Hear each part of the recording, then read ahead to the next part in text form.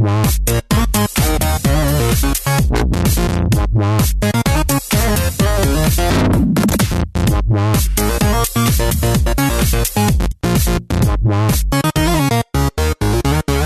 morning, good evening, or good day, and welcome to the Z to Z podcast, the home for Xbox achievement hunters and gamerscore junkies. I'm your host, Brandon Freeman. Thank you so much for listening. Hey, at Z to Z, we love gaming, and in particular, grabbing achievements and gaining gamerscore. We do news, reviews, and interviews. If it's about achievements, we'll unlock it.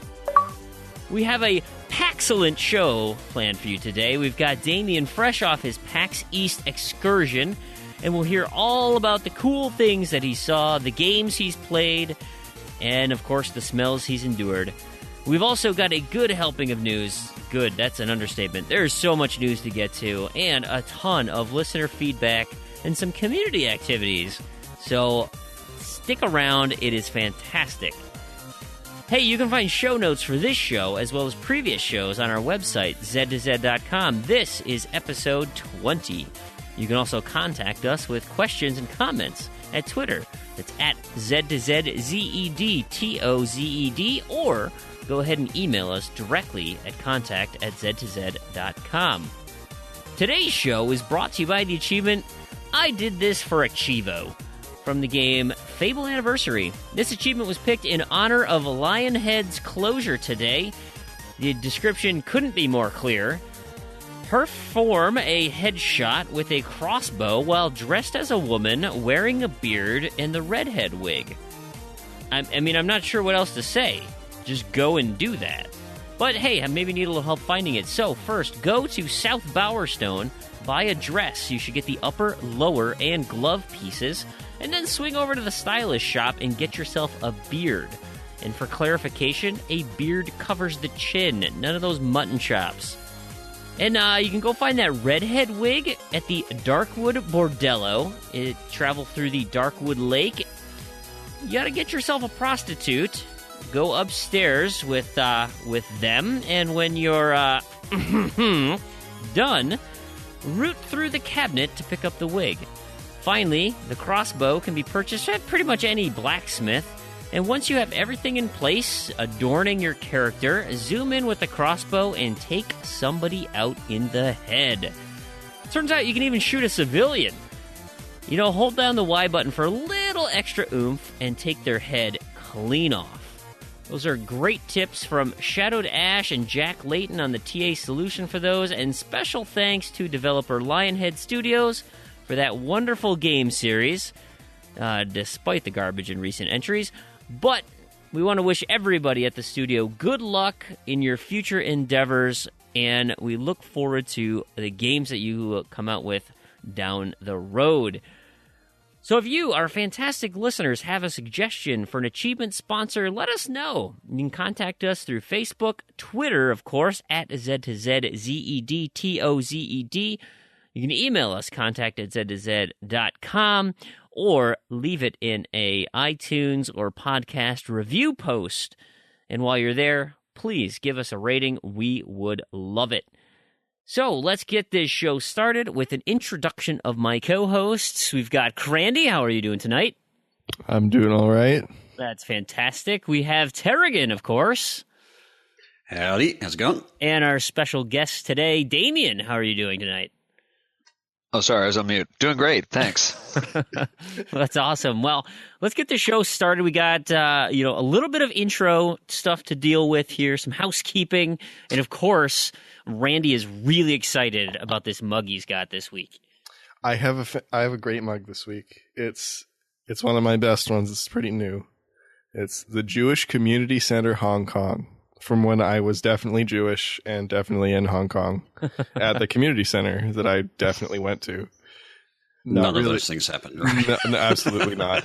It was from Goodwill. I think it was like $1 or something. It's a pretty good one.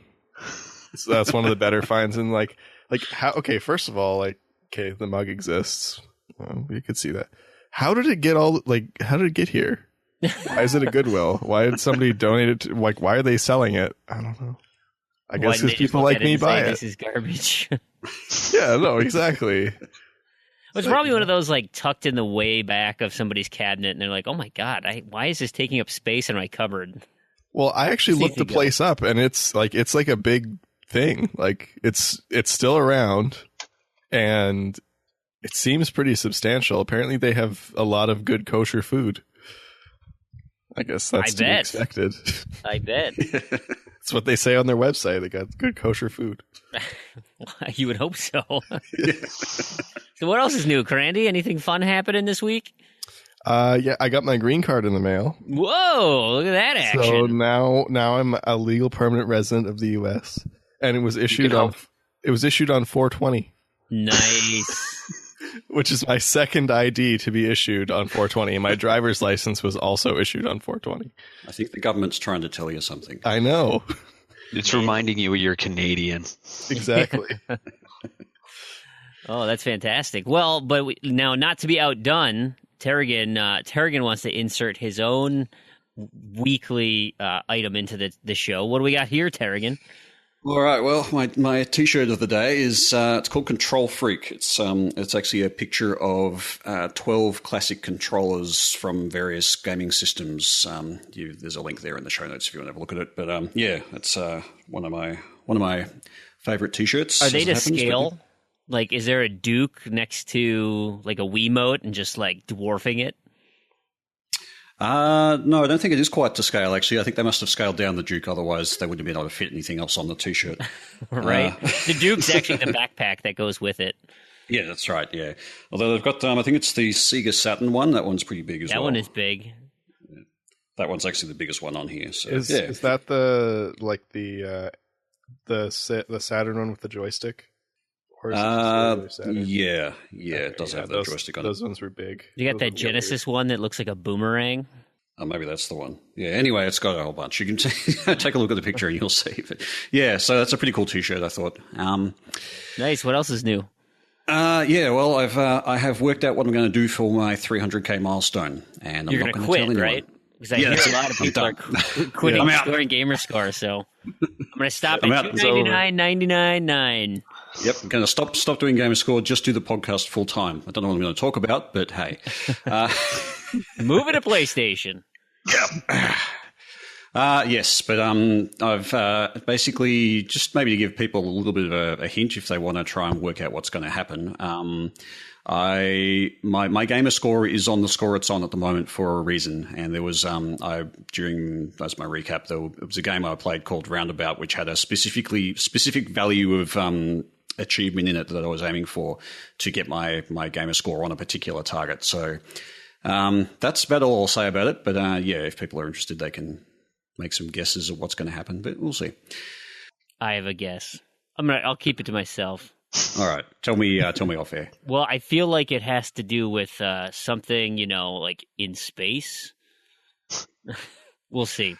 Hey, we got a Twitter comment from the Nighty. He showed up the next day after the Dark Souls stream, which we did last week, and he said, "Hey, you should set it so you save your past broadcasts. Would have liked to see that this morning." Yeah, I thought I had that set to default and screwed it up. So yeah, I switched it, but that last episode is totally gone. So everyone, if you saw my Dark Souls stream live, that is the only recollection of it, unless somebody for some reason was capturing it outside. That would be dumb. I don't know why anyone would do that, but it was super fun. Crandy joined in the party, was helping me out, although multiple times with the delay, you're like, you could tell I was looking somewhere, and you're like, yeah, go down that way, and I'm already, way down the hall to the left or something. It took me a little bit to kind of realize how much of a delay it is. But I really enjoyed it. That was a lot of fun. It was. I enjoyed the game a lot more than I thought I would, and it was remarkably difficult. And I could just imagine after getting, because I have to focus on the game and play, and then obviously when I die constantly, I would be able to come and check chat, and just looking at chat, I can only imagine the number of people who are just frustrated. Like, stop going into the graveyard, you idiot! Like, you can't kill those skeletons. What is wrong with you? Like, and I'm just thinking, well, they're really tough. I got to learn how to fight them. And like everyone who's played before is like, you did actually kill a couple of them by accident because you switch over to that mace. Yeah, that's considered a holy weapon, so that did actually kill them. But I was hoping you'd kill them with the sword and then have them respawn on you. I think I had one do that. I did get one with a sword, and he came back. Well, and then well, I saw that giant. You can knock them down too. So if you hit them really hard, then they'll just kind of scatter, and then they'll come back. But they don't actually because you can bring their life bar down to 0, and then they'll die. Like they'll make the dying noise and fall apart, and then they'll just come back like 20 seconds later and kill you. Well, I had so much fun doing that. I think what we're going to try and do is do like a Z to Z plays segment. I don't know how regular it's going to be. I would like to keep doing my Saturday night Dark Souls, although you would have noticed that the past Saturday there wasn't a stream because I had something going on, but we'll try to announce it on Twitter or my TA friend feed or whatever, and kind of switch up the game, switch up the hosts, and maybe have an opportunity to bring some people in from the community as well. It's that party chat feature works now that you can hear the actual audio of people who are with you in party chat. Kind of create a little community atmosphere, have some fun, and really engage with our fans and everyone who, you guys are all our friends. I mean, we've been gaming for quite some time together. So these would be great opportunities just to kind of hang out and maybe play a couple games together. So I'm going to continue doing Dark Souls for everybody. I think Crandy, you've got a game that you're kind of interested in. I've got Syndicate I want to do, and this is something I've been kind of thinking I wanted to do regularly as well.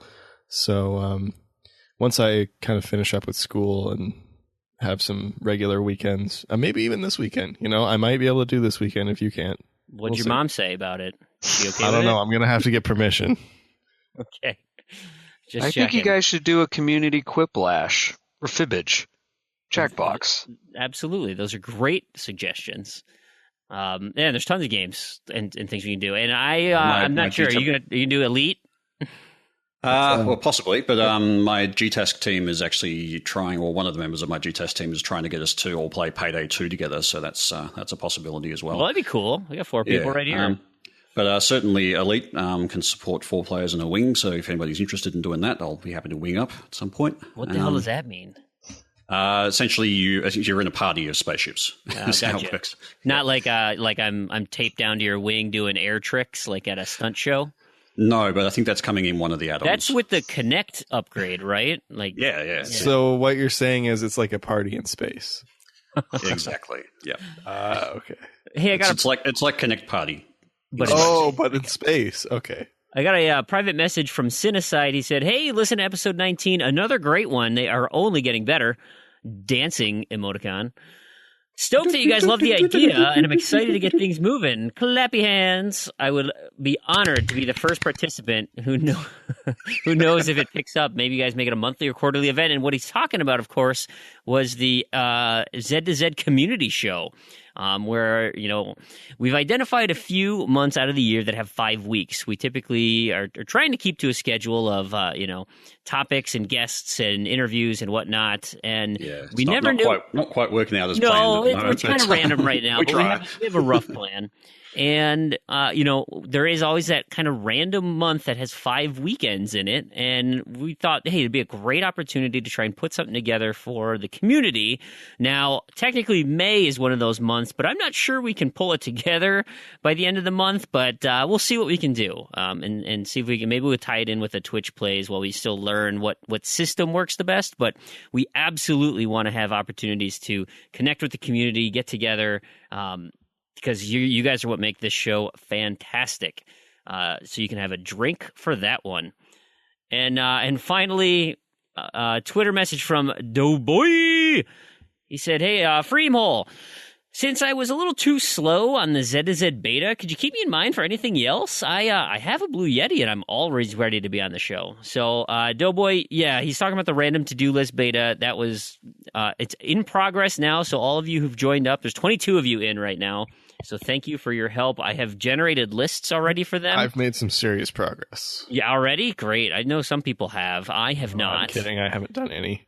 May, I've got a couple set for May. We're just doing it kind of for fun, real quick, just to get some ideas about what's working, what's not working. I know Terrigan's got some coding stuff he needs to clean up. Closed circuit to Jack, if you can help us out. But, it's a work in progress, and it's hopefully we can get all the bugs worked out so we can have a huge community launch for the Great Random Achievement War. Is that what we're calling it? Codename Graw? What does that spell? I don't know. I was hoping we could get through at least one episode without saying Graw. Nope. Not anymore. That title is we still have the updated. Graw that we're going to be doing a roundup for every week. Yeah. As long as it doesn't last as long as Graw. That's a good question. We should hope it does, because if we have a new Graw every quarter or whatever we're doing, it never dies. Yeah. All right. Well, I think that covers our housekeeping stuff for this week. Let's move into feature content because Damien's an East Coaster, and he's gonna turn into a pumpkin soon. But we want to hear about all the awesome PAX action that you were privy to. I mentioned last show how awesome it was that you were like live tweeting to our Skype group about all the cool stuff you were seeing. So I would love to hear about. Did you just cross-pollinate social media right there? Yeah, I was just thinking that. You just it's like my grandma live tweeting our Skype chat through Facebook. Yeah. It's, well, Tom so what is on it? my Facebook wall. What is it if you're, running a conversation in Skype? You're just live update. Yeah. Yeah, that sounds dumb. It needs a sexier title. AOL IM, isn't it? Yeah.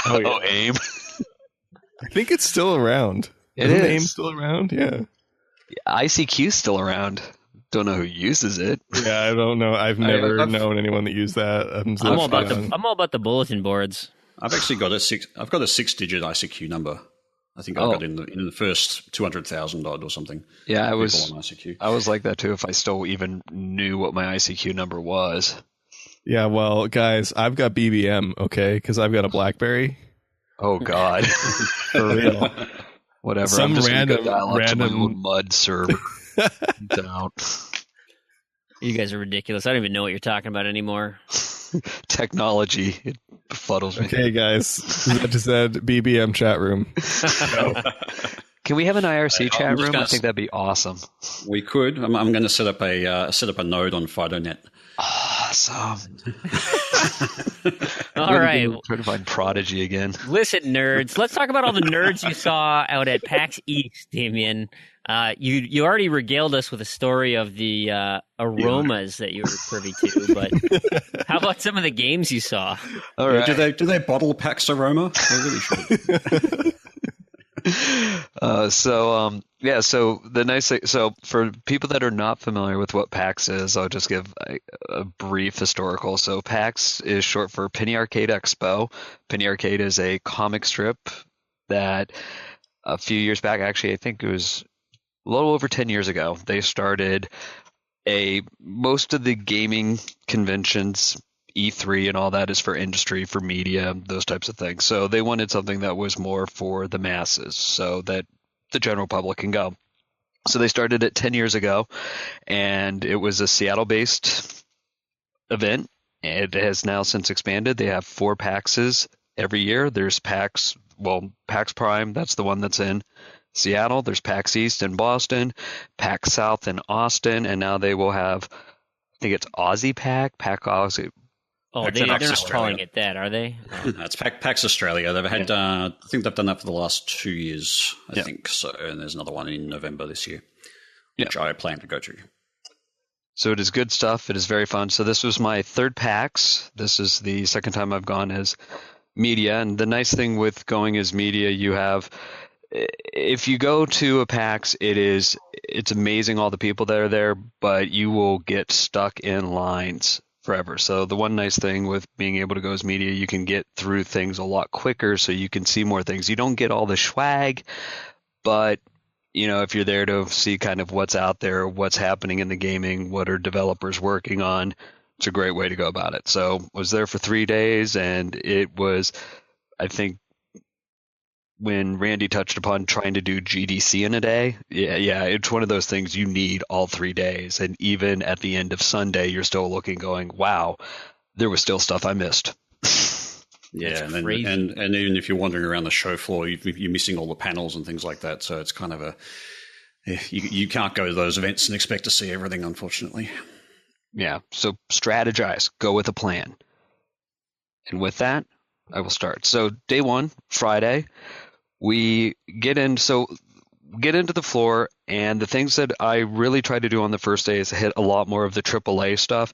Friday, because it is school holiday in Mass, it's during our spring break, it's crowded, but it's not going to be as crowded as the weekend. So first thing Friday, I usually try to stay on the AAA side to see at least some of the bigger titles I wanted to see. So the first thing we started at was the Xbox booth. Xbox was showcasing pretty much Gears of War 4, Mirror's Edge Catalyst, Overwatch, Forza 6. Yeah, some of the stuff was already out, which is it's Microsoft, so that's what they get away with. They had a lot more of a presence last year with ID developers. So this year they only had one. They had MDHR, who is releasing Cuphead. So I think Cuphead was announced 2 years ago. Yeah, 2 years, I think. Yeah. So not much had come out about. Well, they now had a playable demo at the event, so that was nice. That's interesting. So I think Rich at the GDC in Europe.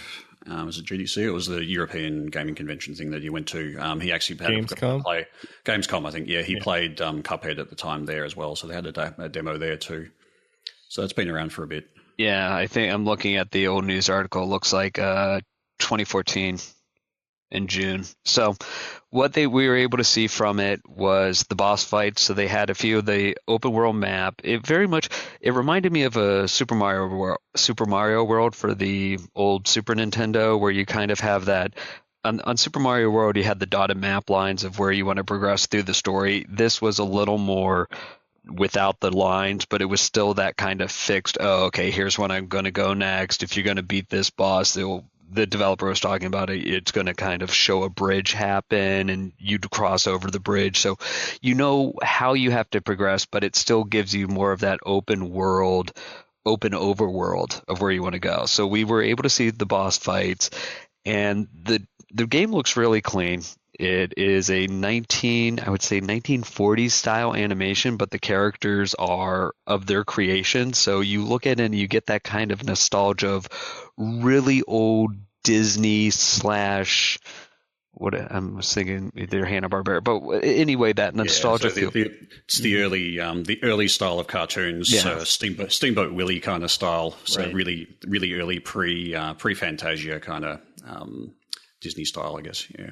Yeah, kind of like a 1930. But again, you're like, wow, I don't remember a guy named Cuphead. And well, no, because they came up with it. But so they did a pretty spot on job for that. So we did that for about 20 minutes, which was really nice. Kind of goes through, really get some excitement for the ID side. Then they had the Gears 4 beta open. So it's Gears. Love it, hate it. It's Gears. So we decided to do that. They were I hate it. Go ahead. I hate it. Yeah, we know. So what they did, though, they have a new multiplayer game mode that they unveiled at PAX, which was Dodgeball. So Dodgeball I'm not sure, Terrigan, do you guys have Dodgeball in Australia? We do. It's nowhere near as big a thing, at least in schools anyway. Yeah. I know what Dodgeball is. How do you pick on kids? Oh, we find ways using spiders and drop bears. I was going to say you just sent him to the lethal grass outside the door or something. Yeah. So dodgeball mode is exactly as it would kind of play out. So you have the two teams that are going, and as players go out on one team, you're able to get people off of your bench on the other. So in theory, if you have somebody that's really good on your team and the rest of your team's really bad, as long as that one guy can stay alive and keep killing people on the other team, your team can keep respawning back into the map. So kind of cool, it's not a one kill you're dead type mode. It really can change that dynamic depending on how the teams are broken up. So we played that mode. I went really early on because this was done during the media time, so it was really only press people that were playing. So it was really easy to just switch to the shotgun and just run onto the opposing side and just start shotgunning everybody, because clearly people that are not used to playing Gears religiously. So that was funny. Did it seem faster? It kind of looks a little speedier, fleet of foot.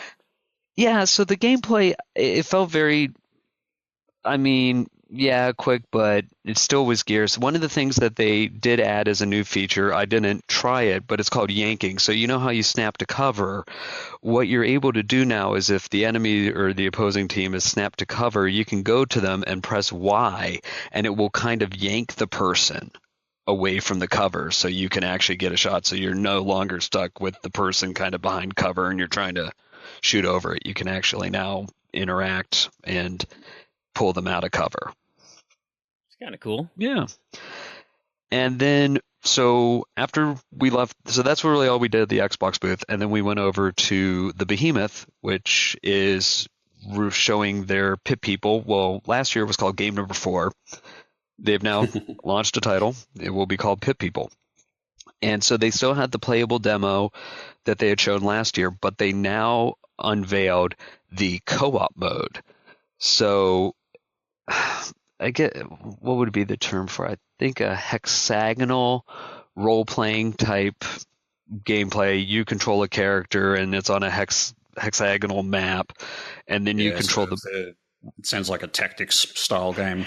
Yeah, it is tactics, but it's a little more interactive than just straight up traditional RPG, but it very much has more of that than, say, Castle Crashers or Battle Block Theater, which was clearly much more of a platformer, interactive / type titles. This really does take it more to an RPG than anything else they had, but it's still with the humor of the Behemoth, and also the voice narration is done by the same person that did Battle Block Theater. So if you loved how they...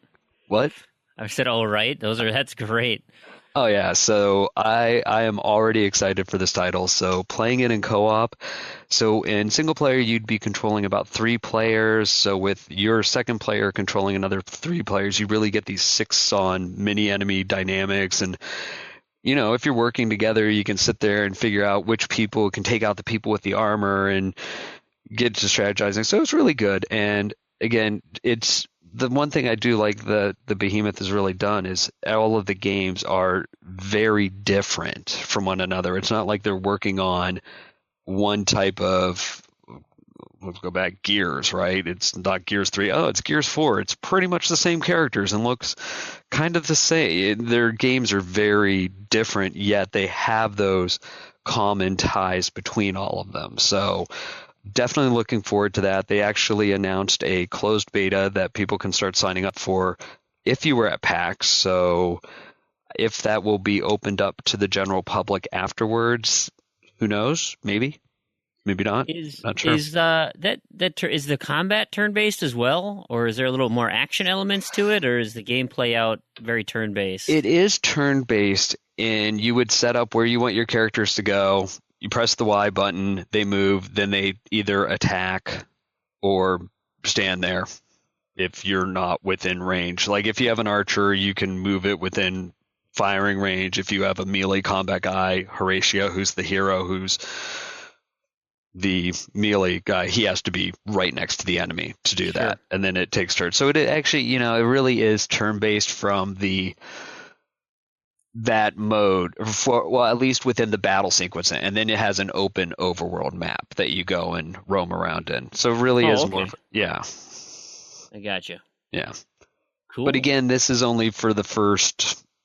Well, you would think 20-30 minutes of the gameplay. So assuming that it plays out like that for the rest, it will be much more of an RPG type turn-based strategy within the fighting sequences, and then general overworld open map is what we're getting the feel for. So cool. Yeah, but it's actually the kind of RPG I like. Agreed. Yeah, I don't. At least for sort of that kind of fighting as well, I don't really like the real-time strategy. I prefer the turn-based strategy style. So it's more up my. Well, I know like the alley. tactics too. There's not a lot of tactical games out there, so I'm down. Yeah, And the Behemoth, I mean, they're hilarious too. Like, I mean, yeah, some poop humor and stuff, but still hilarious. I will say, not to spoil anything if nobody's played the demos, but as a father, the beginning of this game really pulls on your heartstrings. You understand what I mean, Frame? Okay. And I will have no idea. You would be like, whatever. Right. I can only imagine. Yeah. And so after that, so one of the things that we did try to do this year that I didn't get to do as much last year was we did do some of the panels. So we wanted to go to the Gearbox panel because one of the big games outside of Overwatch is Battleborn. So Gearbox was having a panel, and it was in the main auditorium, which seats probably a few thousand people in there. So it was a huge thing. It was really great to see kind of their interaction. I'm not sure, again, to the audience listening, how familiar they are with Gearbox outside of, oh yeah, they're the guys that did Borderlands and Brothers at Arms. But they really do have a great stage presence, interacting with the audience and really doing more than just talking about the game. So, I'm trying to remember their president's name, but he's known for doing magic on stage. So Randy Pitchford? Yes, it was Randy. Yeah, so Randy Pitchford doing magic tricks.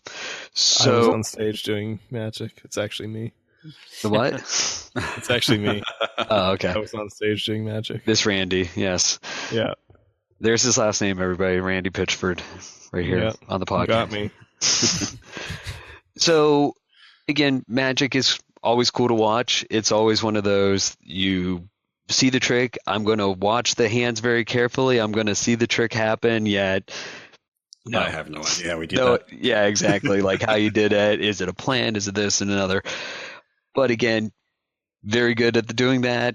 That was interesting. And then they delved into, I'm trying to remember, I think the guy's name is Mikey. He's one of the not original, but he does the voice of Scooter in Borderlands. But they had done some commercials for Battleborn. So Battleborn, for those who don't know, is taking place. There's 1 star left everywhere. There's 1 star. All the other stars are gone. And so the heroes are fighting to save the last star, because if the last star dies, then there's nothing. And the villain in the game is looking to, for whatever reason, destroy the last star. So what ends up happening, so part of what they were doing when they were trying to get, I guess, into these creative modes of what they're doing, they started making these commercials that were never supposed to air. So they aired them for us at PAX. And so, again, I'm probably butchering his name, or not butchering it, but anyway, whatever his name is, I thought it was Mikey. He does this commercial where he's basically the scientist that's talking about there's this last star. So many, many years ago, before all the people, obviously, that are now alive trying to protect this last star, he's talking about there used to be more than 1 star, and there was this S at the end. Stars. Like, don't know how to say the plural of star because it's been forever. And so he's going in and he's anyway. So and people would make lines between these stars, and they would be called constellations. And then they started putting up these constellations now with the 1 star, and they're like, look, it's the semicolon, or it's a beach ball with a beard, and he's, going up, and then he's like, I've just come up with 10 more constellations while we're talking, and it's just, line scribbles with a star there. So it was just funny. And again, this was kind of very much the mode of the Gearbox team on this panel, was they were having a lot of fun with it, and you could really tell that not only were they passionate about the game, but they really had this enjoyment about it, and they made it, like one where, again, for me, when I tried the Battleborn, when I tried Overwatch, if I didn't see the developers having this passion behind it. I would just almost look at it kind of going, oh, it's like Team Fortress with better graphics and some new characters, or oh, it's just like Unreal Tournament. There's really, it seems like sometimes we're stuck in this mindset of here's this game that really just reminds me of this other game, and they've just skinned it with slightly better graphics.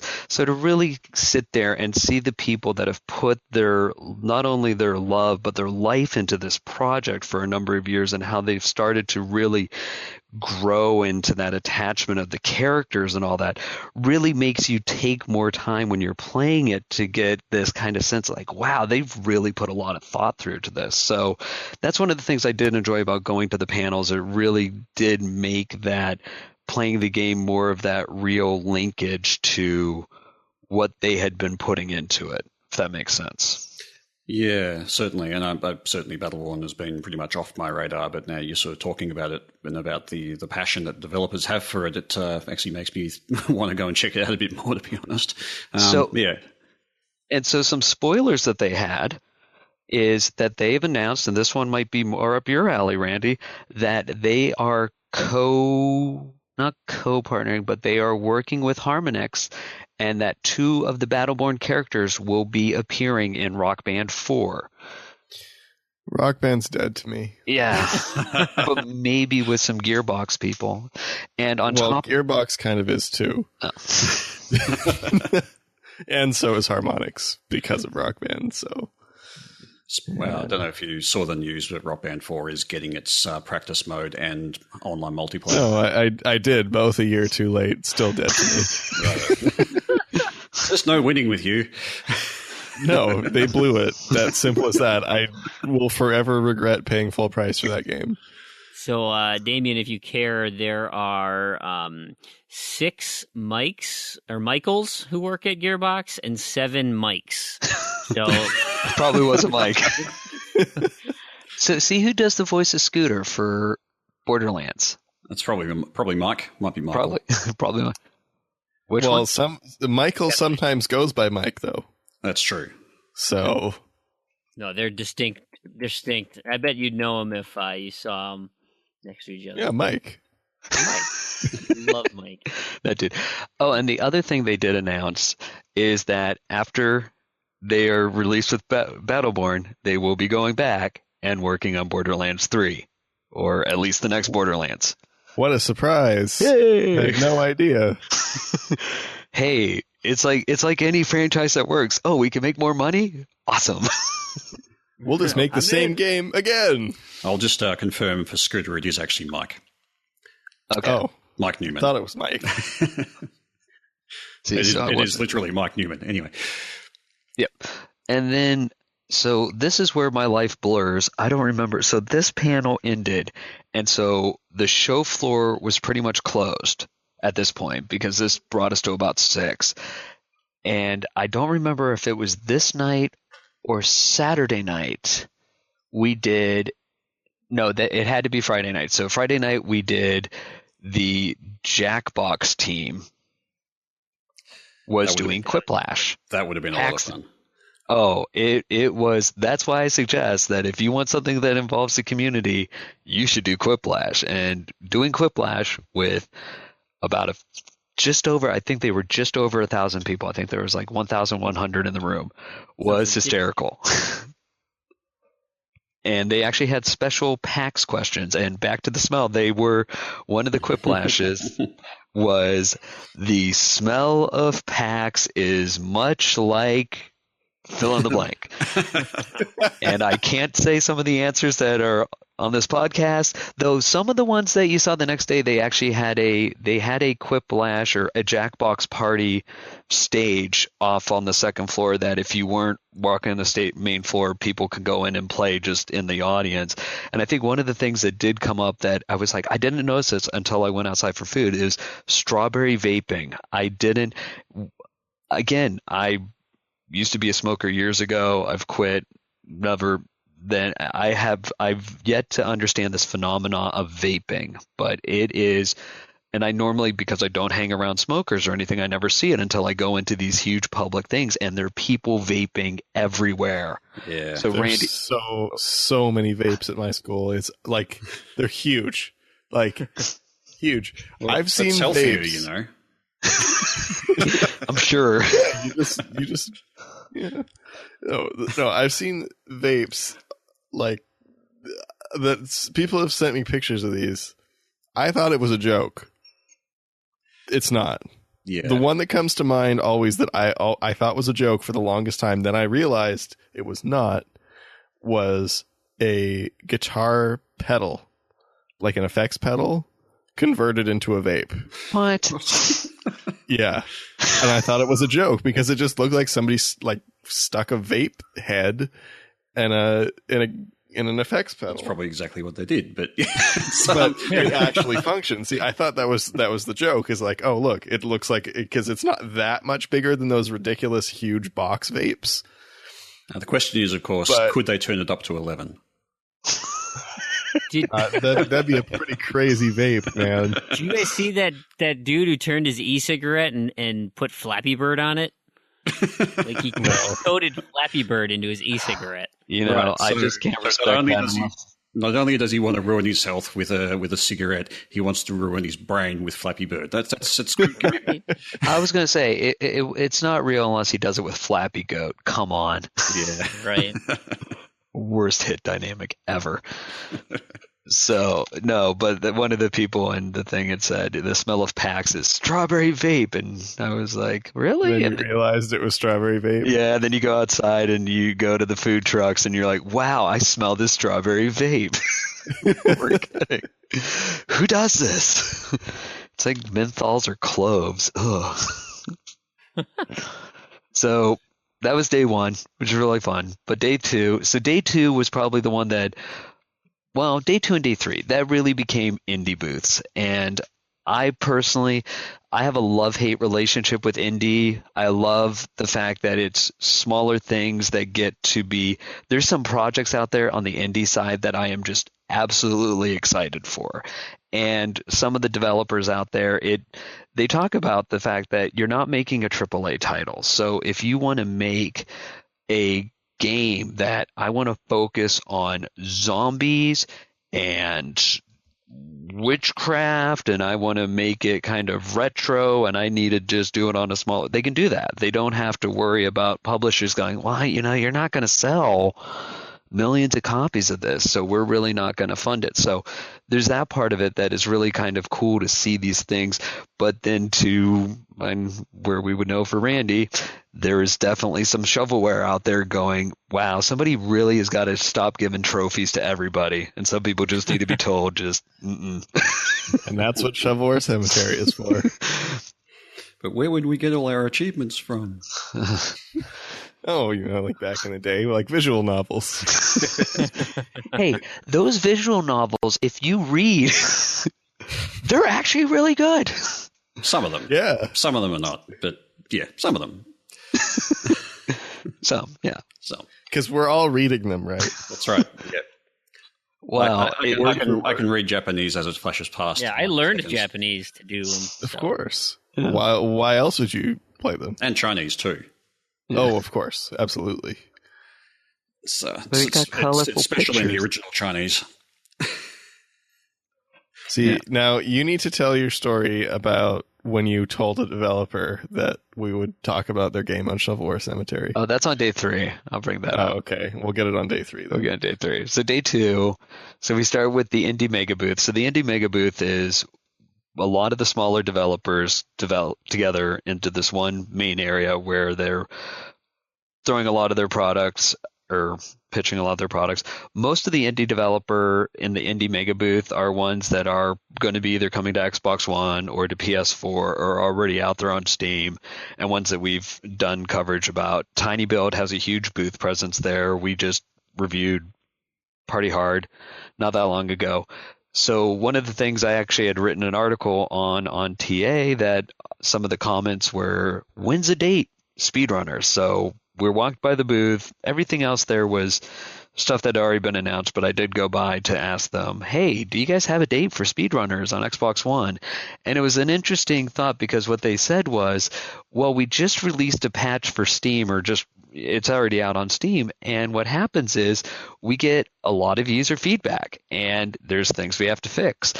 And we don't want to release to Xbox One when we know that or PS4 or any of the consoles when there's that many fixes, because it's not as quick to bring fixes out, even with the ID programs, if something's broken, unless you're super, super committed to patching and doing it at whatever cost and rushing it out there.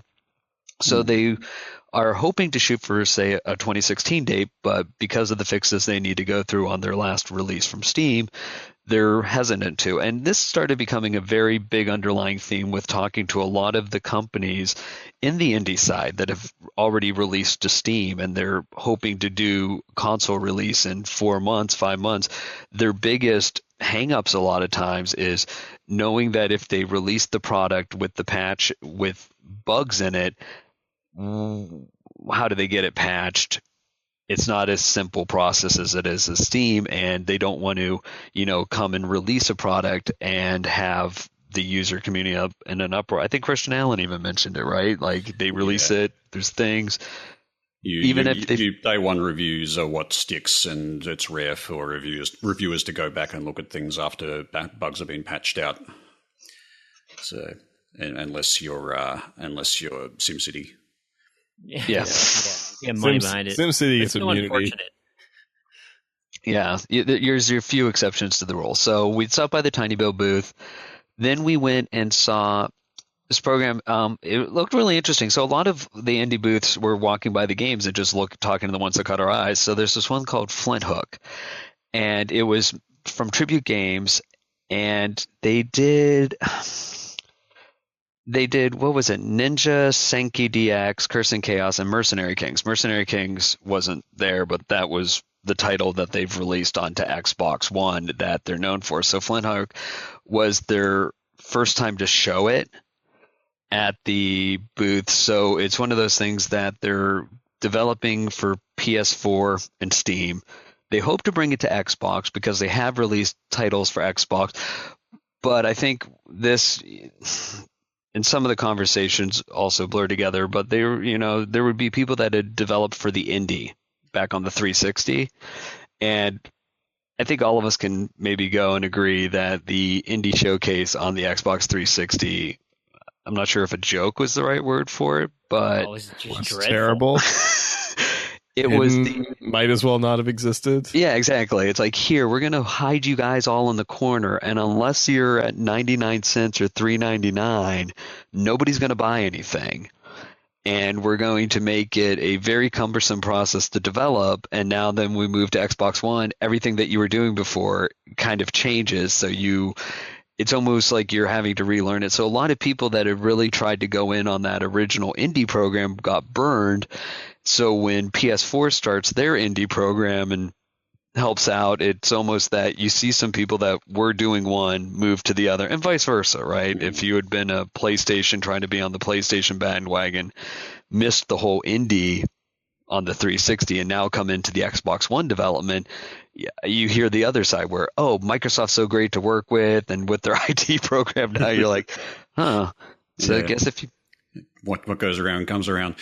Right. Yeah, but the indie thing as well, it didn't actually make it outside of America, I don't think. Maybe Canada, but certainly it was in Canada. Yeah, but it was never available in Australia. We just did not get that section of the marketplace at all. So it was a limited market as well. So, and I think that's probably the worst thing you want for indie games, is to limit the marketplace like that. Yeah, I think they must have just been in the ESRB regions, because I believe they were all rated ESRB. So yeah, probably US and Canada. And that's fair, because getting ratings outside of that ESRB zone is complicated and expensive, unfortunately. And there's no some countries, I think, do have an unrated game facility. I think Germany actually has this. Surprisingly, it's got you can release games there So like little mobile games and so forth, they don't have to have a rating per se, but if they do get pulled up on it, then you'll have to get a rating in it. So they've got a pretty harsh rating system. Not all countries have that though, so basically any game that you release has to have a rating, and in Australia you have to pay like at least $2,000 plus to get it, begin the process of getting it rated and so forth, and every country's got their own. So yeah, I can sort of see why that happened, but it did certainly limit the accessibility and usability of that marketplace, and was bad for indie in general, I think. Yep. And so then the next booth we stopped by was, what was the developer? Piranha King. They're a French developer, and the game was called Last Fight. And if anybody had ever played Power Stone on the Dreamcast. Oh, yeah, I did. That was great. There you go. You will be so super excited for Last Fight. And so we did the 2-on-2 mode. So it was me and Matrix against two other just random people on the floor, and it's that interactive fight arena where you could pick up the objects, throw it. And it was just, again, it was really good, especially in that I like the term the couch co-op, right? If you're just sitting there, 4 people, you just wanted something quick. I was playing recently Dad Beats Dad, and in that sense of, oh, hey, here's a game that you can pick up with 4 people, but that one's much more simplistic. This had much more interactive with the arena and the environment around it. And again, looked like something that would be, really fun to pick up and just kind of play and do in a local co-op mode. I think a lot of that sometimes is, again, as I said, what I start finding in the indie, it's trying to find one thing and just doing it really well and at a low price point. Right. Get in, it's something that you pick up. It's like you have 3 or 4 people over. Hey, let's go. Oh, this looks kind of cool. It doesn't cost like a whole lot of money, $10, $15. There you guys go. You're set for 2-3 hours. Have some fun in it. Oh, and you can pop some achievements so you can play it by yourself with 4 controllers later and mop it up. Just how we like it. Yeah. Maybe I'll turn on bots to give myself a little bit of a challenge. Nah. Well, no, you need the kills, so that's why you got to get bots going. So they run into your bullets. I just did that on Night Squad yesterday. It was great. So then the next booth, I'm going over my notes. So we did a game, it was called Death State, and I'm trying to, Imagos Softwork. Looks like it's the company. And so what they were doing was the best way to think of it would be, here it is, Death State, Steam powered. So their description is a fast-paced action roguelike full of Lovecraftian horror and retro appeal. So quite a mix. Yeah. Yeah, it's a mix of all of the things I love. Yes. So, yes, if you're a fan of Lovecraft. So it really played more of like a gauntlet, top-down dungeon crawler.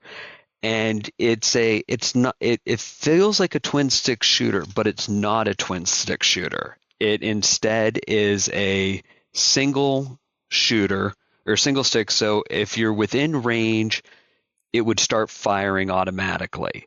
So once you get your mind around, okay, all I really have to do is it's more like a bullet hell, right? As long as I'm avoiding bullets, I will auto shoot and lock on to the targets. So I don't have to worry about controlling that second stick. And so you go in and then there's potions. And if you pick potions up, they have certain effects. Like you might have a blindness potion, so suddenly it's zoomed in super close on you so you don't see the enemies that are around you, and you go around just trying to find these items within the dungeons to unlock stuff out so you can power up your guy and all sorts of that kind of stuff. And it's very dark and zombies, skeletons, and shooting things and lots of blood. And again, just I kind of thinking of something we just played recently within that Party Hard, just that 8-bit mode of gaming where it's that very retro, but it's dark and it's about Lovecraft and zombies and deathing things. And that's kind of his like, this is what I wanted to make for a game.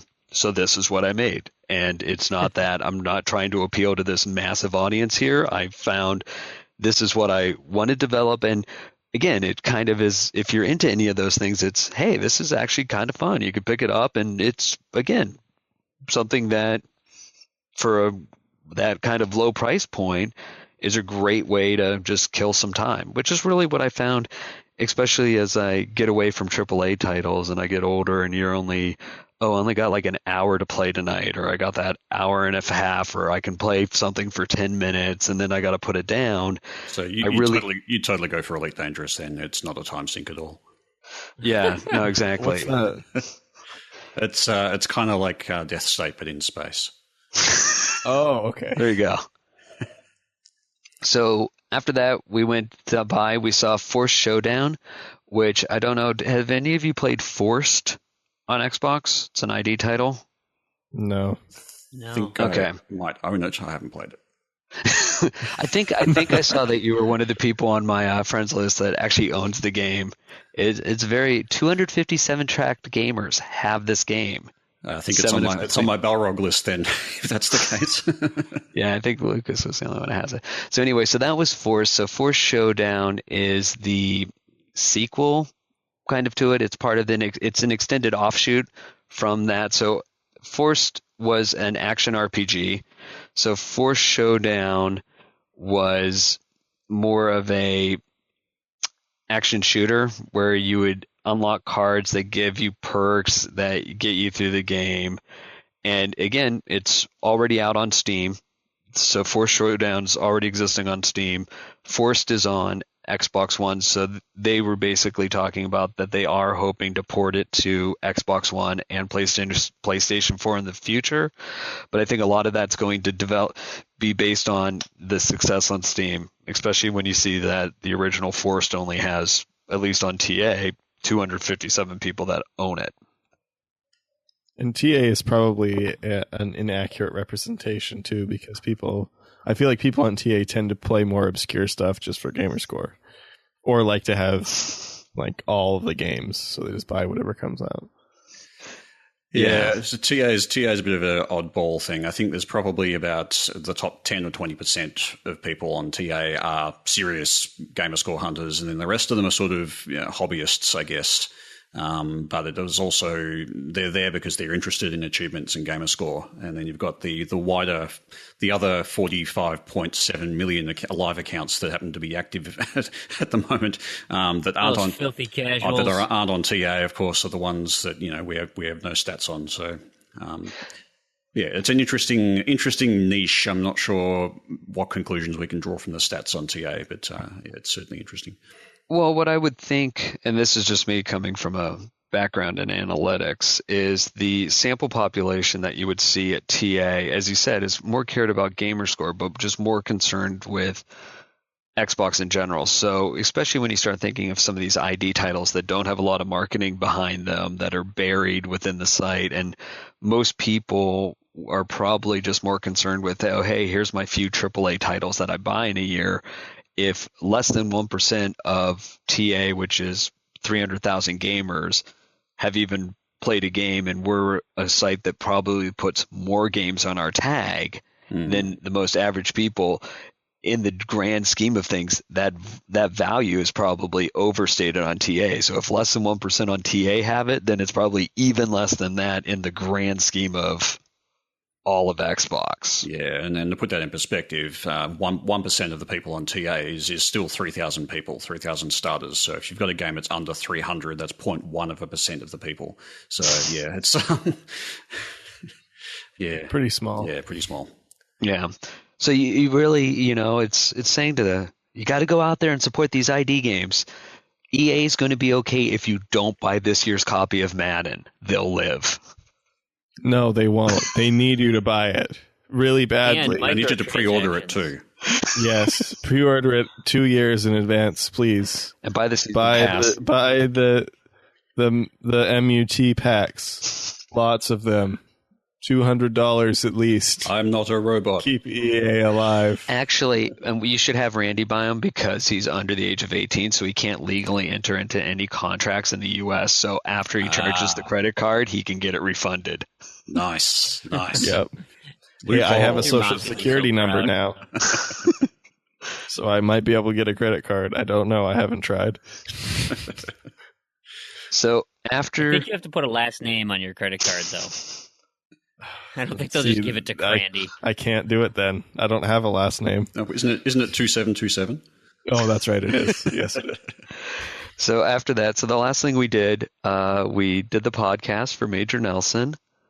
That was fun. So Oh, I was yeah. looking for you in the audience. He took a picture of the audience. Did you see yourself where you were sitting? I was looking for you. I couldn't see. I am in the back row, or not the back row. I was in the 12th row on the far right side. So you will not probably see me sitting, but if you listen to the podcast and they do all the audience feedback, you will hear my question and you'll hear planting as well. So And Nice. so apparently some other people have had issues like I have with the Xbox One, particularly the day one consoles that I have been complaining about forever. So there is some validity to my complaints. I will say, when I did go up and made a comment and I said, "Oh, I love my Xbox One. I'm already on my second one. Don't ask about my day one console." I don't know the people on the podcast, but the one guy that's usually on the podcast that wasn't there, he was in Seattle. He was on the screen. He was Skyped into it. You just kind of Jeff see his Rubenstein? eyes roll. What? Jeff Rubenstein? Yeah, you just see his eyes roll when I said, "Don't ask about my day one." Like, oh yeah. Those things. The thing that they knew about but did nothing about. Yeah. I just want to say Or that mine didn't ever mention. Mine works fine and has worked fine for all of this time since it came out. But hey, I've had nothing but problems with mine. Yeah, well, I know one person that's replaced theirs. Mine, my optical drive actually doesn't work, but it was out of a year since it was purchased. So they were, it's $200 to repair it. So I now have a Gears of War console instead because that costs the same amount of money. But the podcast for Major Nelson, this one was a focus on Overwatch. So they had one of the guests from the Overwatch dev team from Blizzard on talking about their game. And the talk maybe lasted about a half hour. It was a focus on Overwatch, and it was fun. All of the first 500 people into the podcast did receive the closed beta code for the Overwatch Origins edition, which will be starting May 3rd. Again, I don't know if I think you could get into the Overwatch beta if you pre-bought. Again, not 100% certain if that's the case, but I know that for us going in, we could get, yay, a beta with no achievements. So, yay! You guys should talk about that sometime. Yeah, maybe we'll do a show on it. Yeah, it'd be a good idea. They will just show our cemetery. Yeah. So, you mean betas? That just went right over my head. Whoosh! Yeah. So Planting had a great question, which was, "Hey, when's a AAA title going to be coming out for a Kinect?" And I think the response was, "We're working on Cortana." Man, you guys are just really giving it to him. Yeah, my question was, when is there going to be a chat headset? Because I don't want to carry around a controller when I'm talking in party, and I really hate using stereo headphones. Why can't I just have a headpiece like we had on the 360? And he's like, "Oh, the accessories team is downstairs. You should talk to them." And so we talked to them, and they're like, "Yeah, we don't have any plans." And you're like, "Thanks." Couldn't say that on your podcast, but overall, it was good. And by that point, after the podcast, we've now, again, that is day 2, well past 6, showroom floor closes. And I just am getting older in life with the drive. You're like, I'm not going to go hang out with all these kids. I'm going to go home, go to bed. Don't you want to hang out with all those cool Twitch streamers? Those whippersnappers. Oh, that was some of the greatest things, is you would see these lineups for like 300-400 people because MIDI Paw is doing his Twitch stream live, and you're like, who's MIDI-Paw? Oh, dude, you gotta see this guy stream. Like, no, I don't. Yeah, but it's MIDI-Paw. Come on. The thing is, I don't need to see it live. I can just watch the stream. Don't you know who MIDI-Paw is? Yeah, obviously. Come on, guys. Well, I remember we were going out. We were to the food trucks on Sunday, and there was this lineup. Like, so every time we've gone out to the food trucks, we've usually been going out to lunch around 1:32, and so the lines are long, and you're just waiting in lines for food. So we get out there before noon, and there's no lines, but there's this line to the side of all the food trucks with all these kids there, and you're like, are you guys waiting for food? And they're like, no. And you're like, okay, so you get your food, and then you go back over. You're like, what are you guys in line for? And, oh, this kid over here is a famous Twitch streamer, and everybody gets to trade Pokemon cards with him. And you're like, okay, this is right. Oh my God. Yeah. So this is what I guess I'm going to be in store for in a few years when my son starts getting on the internet and watching Twitch streams going, Daddy, we got to go see so-and-so. He's got his Got to go see MIDI-Paw. It's like, come on. Reminds me of that Phineas and Ferb was like Ducky Momo or whatever, or it's like, oh, you got to be kidding me. Why is there a following for that? Yeah. Oh, Ducky Momo was great, though. I saw somebody sent around a list of the highest earning YouTube video makers, and I think number 10 was that annoying orange talking orange guy who's like, gets like 12 million a year or something like that. And it's just like, what? That must be dated, because I thought that show ended. I thought he got a TV show or something. He might have, but it's I was like, what?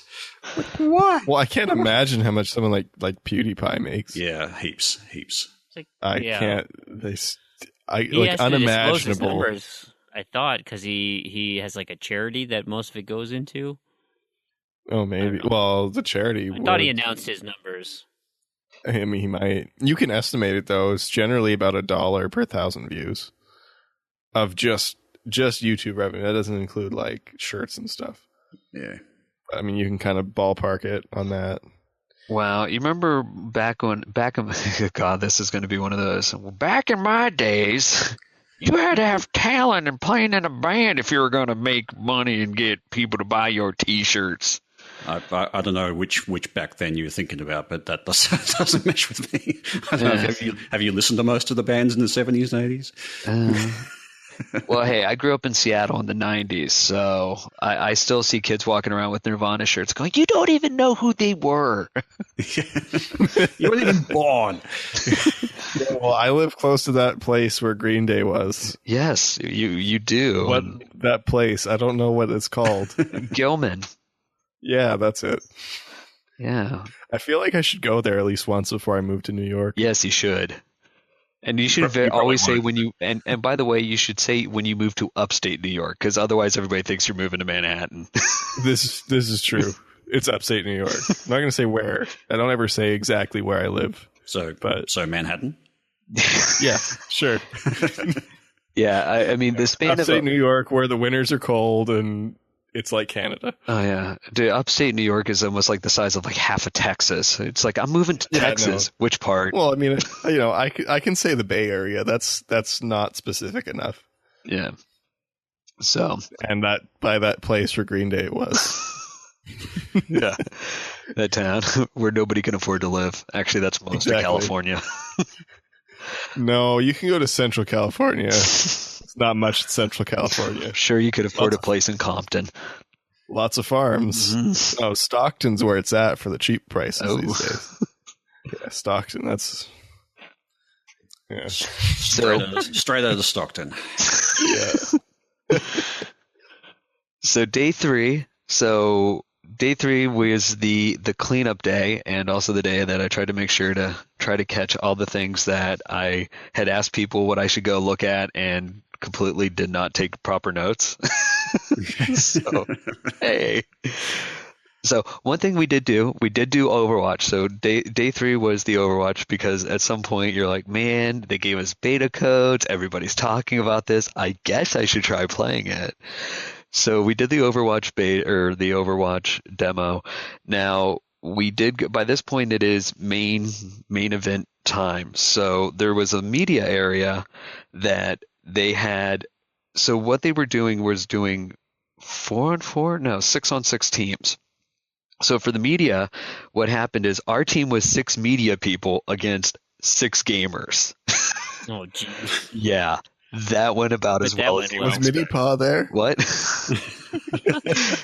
Actually, if PewDiePie was there, we might have actually done better. No, otherwise we were Well, no, I meant on the gamer team because he's a Twitch streamer. He must be a gamer. Yeah, exactly. So we were, we got ourselves handed. However, with that being said, the game was actually fun. So it was more of a style of, I think, Team Fortress type. It was the mode that we played was a move the point. So you were either on the offensive team moving the point, or you're on the defense trying to stop the team from moving the point. So when we were on defense, we lost, and when we were on offense, we got stopped from moving the point. Yeah, we did good.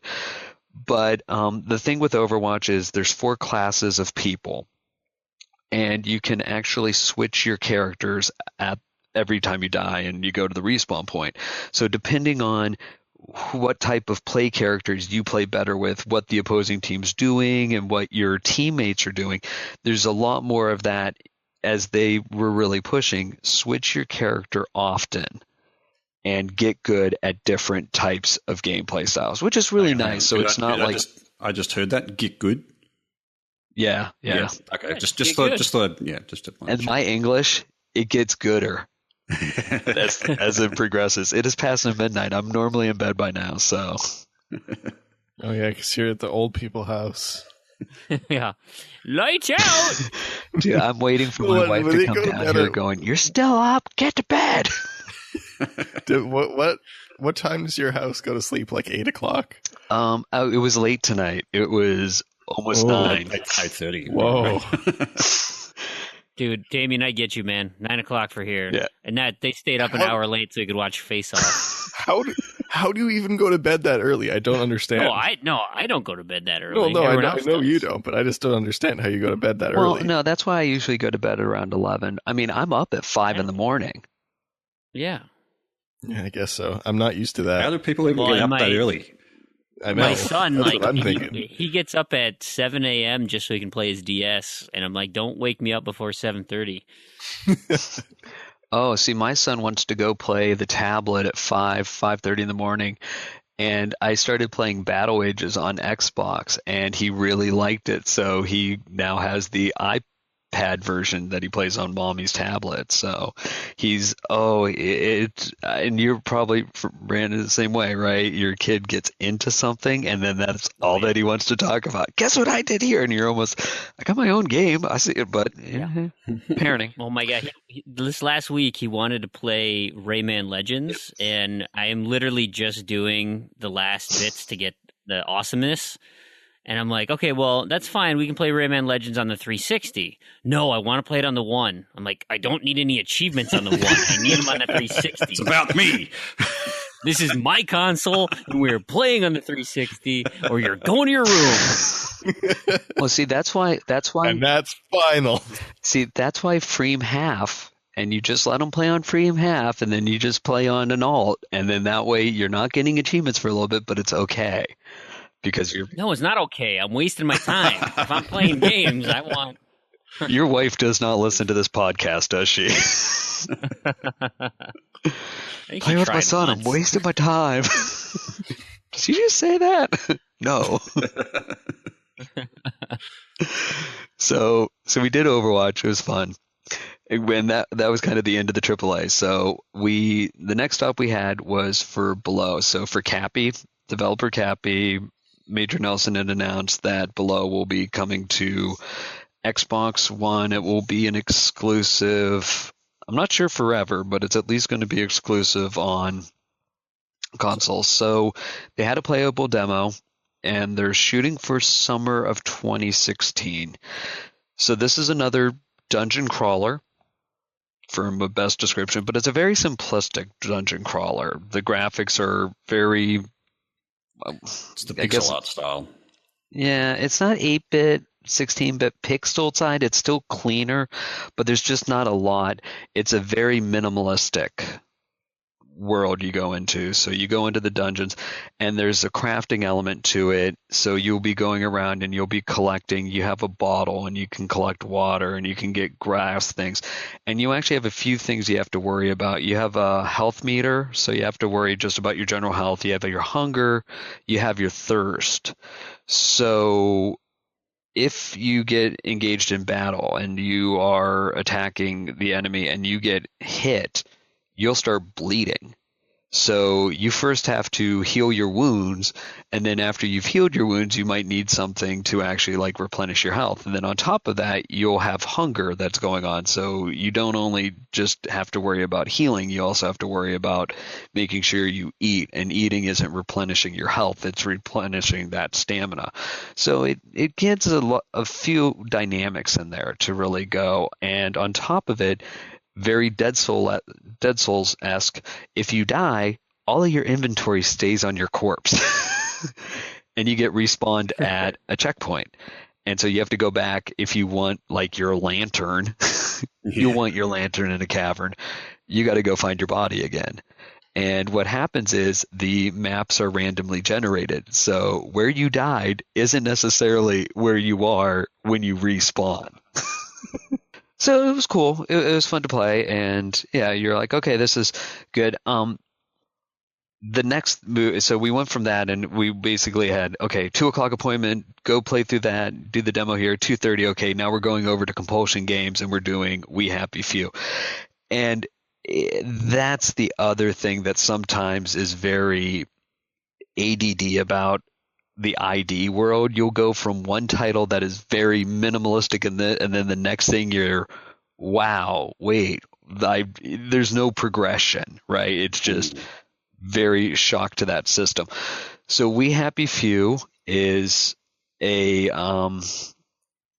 first-person kind of shooter. It reminded me of Fallout, kind of Fallout in the inventory management, finding junk type things, and BioShock. It's a very BioShock type environment. So we sat with the CEO, Sam Abbott, and he basically described it as so you're in this British 1960s dystopian Britain, and everybody's hopped up on a drug called joy, and joy is supposed to make everybody happy and smiley.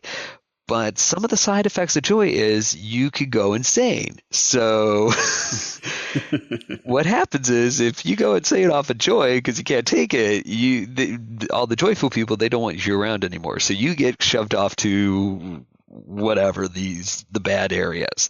So you're a happy camp. What? A happy camp. Yeah, exactly. That's what they call them. So your character one day just decided to stop taking joy, and that's where you start off. So you come into this world, and again, it's the world is very immersive. If you go on TA, there's some screenshots out there, and it definitely, the graphics, it is very much one of those like, wow, this is really sharp, really clean. This looks really nicely done. And you're going around and you start collecting things, like the quest will be popping up, and okay, I'm going to need a spring to go craft this thing to go unlock the door to get out of the chamber that I'm in. As I said, kind of reminded me of Fallout. It's like you're getting out of the vault at the beginning and getting into the world, and then some of the things that can happen is how you interact with the world around you will really start defining your character. So in the area that I came up in, there was some guy that was getting beat up or harassed by two other people. So I have the brawler approach to everything. Oh, well, there's injustices being done. Let's use our fists. Though I guess I had a stick and a rock, and I could have made a sharp, pointy stick to go stab people with. Whatever. I'm just going to start beating them with my fists, which Sam was kind of like, yeah, your guy's bleeding now. Yeah, he might die. No, but I won the fight, so that's all that mattered. And he's like, well, there's also a rock over there. You could have thrown the rock and distracted them. And you're like, yeah, I guess I could have. But I wanted to punch him. But I beat him to death, so whatever. I'm not on my joy. So, but again, it gives you that there's different ways to how you want to play the game, and depending that it might not be the best approach to go right into a fight and almost die. That you could and that game's procedurally generated too. Every time you play it, the city I think is generated differently, so you will never have the same game twice, which I thought was really interesting. I've been watching that. It's really interesting. I've been watching that game for a while. It's high on my list. Sounds pretty interesting. It's pretty cool. Yeah, so that was a good demo. So, and then you go, and again, as they were saying, it's like every time it's different, and how you interact with things. And part of the underlying thing is you're not on this drug anymore. The entire area that you're trying to interact is. So part of it is trying to find how do you interact to not let people know that you're not on the drug, as you should be, because that's what everybody does. If you're not on the drug, you get shipped away, right? So it's this strategy of how do you get through it. So again, it was definitely really nice to see. Cool, kind of exciting for that one. So it'll be nice to see what happens with that, kind of as you said, Terrigan. Just it wasn't even on my radar before, but now it is. And then we stopped by another indie booth for a game called Air from Daedalic Entertainment. So Air is they just launched a playable, well, they had a playable demo at PAX, but they released a new trailer press-wise, and there was an article on it on TA, and it is an open world flight sim. So kind of like Elite Dangerous, but not in space. It's Elite Dangerous, in the stratosphere. But you're like a bird flying around. So your character can transform into a bird. Oh, so it's kind of like Roblox. Yeah. But in space. Yeah. I was waiting for that. So the graphics are kind of reminds me a little bit, I was going to say some of those later 90s PC, almost like not like the latest Microsoft Flight Sim, but some of those earlier ones where they're a little more polygonal. But part of what you can do in the game is not only just be flying around collecting things, but there will be these temples that you want to access. And so there are these puzzles in the overworld that you'll have to figure out. There's no real clear definition in it, but what would happen is you'd see certain markings on a wall by a waterfall, and if you look around you might see temples that have similar type things, and you kind of go, oh, maybe I need to do something with those symbols at the temples, and it will unlock something at the waterfall type thing to go into these exploring worlds. So again, it was a 5-minute demo that you could play and just fly around in the world. So you get the idea of what they're trying to go for at it. But again, what's that really going to mean in a general play dynamic later on is yet to be seen. If it's going to be very objective based, or if it's really going to be, here's a open world, just flyer. And again, that's part of PAX, right? You see these games in these really early stages. And so you see a lot of vision of, wow, it could be going here, it could be going there. But you're also, well, I'm not the developer, so what's that really mean? Yeah. And as they're developing games as well, they can often change a lot of gameplay elements that you might see in demos like that anyway, because they don't work in the progress of the larger game. So yeah. Anyway. Yep. So the last one that I will really mention and kind of close off with, and I'm sure you've been waiting for me to talk about, was I stopped by Thimbleweed Park. Hey. So, hooray! So if you have lived in a cave or on an island for the 90s, you might have heard of Monkey Island or Maniac Mansion. So I love those games. So good. Yeah. So Ron Gilbert, Gary Winnick, or am I mispronouncing the last name? But Ron and Gary, so original creators behind Maniac Mansion and whatnot, you probably know the story better, Turgan, but getting the band back together. They made these great point-and-click games. They've had their time at Lucas, and now they wanted to come back and bring that experience, but now they don't have the limitations on the hardware and everything that they did in the night. Well, I don't really know if it was limitations back then, but yeah, now you don't have to worry about things like drive space and what to do with the graphics. Now you have full color palettes to use, but you can really make those retro games. So they've come up with a Kickstarter where I think they said it was like one of the largest grossing Kickstarters out there. I think they got like $630,000 for it. But I mean, obviously there's that reception for them doing this type of game. So the opening scene, I sat there, I was like looking at it, I was like, kind of reminds me of X-Files. He's like, we're really going for X-Files. I'm like, okay, well, Twin Peaks, because that's the only time I've ever seen a corpse sitting in a river face down, but it was a girl. And there was only one secret or special agent, not two. But that's a damn fine piece of pie. But with that being said, so we did get to talk to Ron and Gary for a bit and just kind of get the backstory of, what they wanted to do, how they've, kind of had this thing in mind of bringing back that point and click, but not having the, just being able to kind of go with it where they wanted to. And actually I asked them the question because I think it was on your show that it talked about the Kickstarters where sometimes it's there is like pre-marketing sometimes, right? Like, well, if this game's really going to be good, like, why wouldn't you just why wouldn't a developer want to pick this up? So, and what they were saying though is I think what they wanted to do, well, there's two issues. One, you don't want to let go of that intellectual property, but also I think especially when you started playing the demo, they're like, I don't think there's any developers that wanted to pick this up from them, right? So by doing it in-house themselves, they can really put the game they want to out and not have to worry about, trying to pitch in and see if anybody will actually take the risk.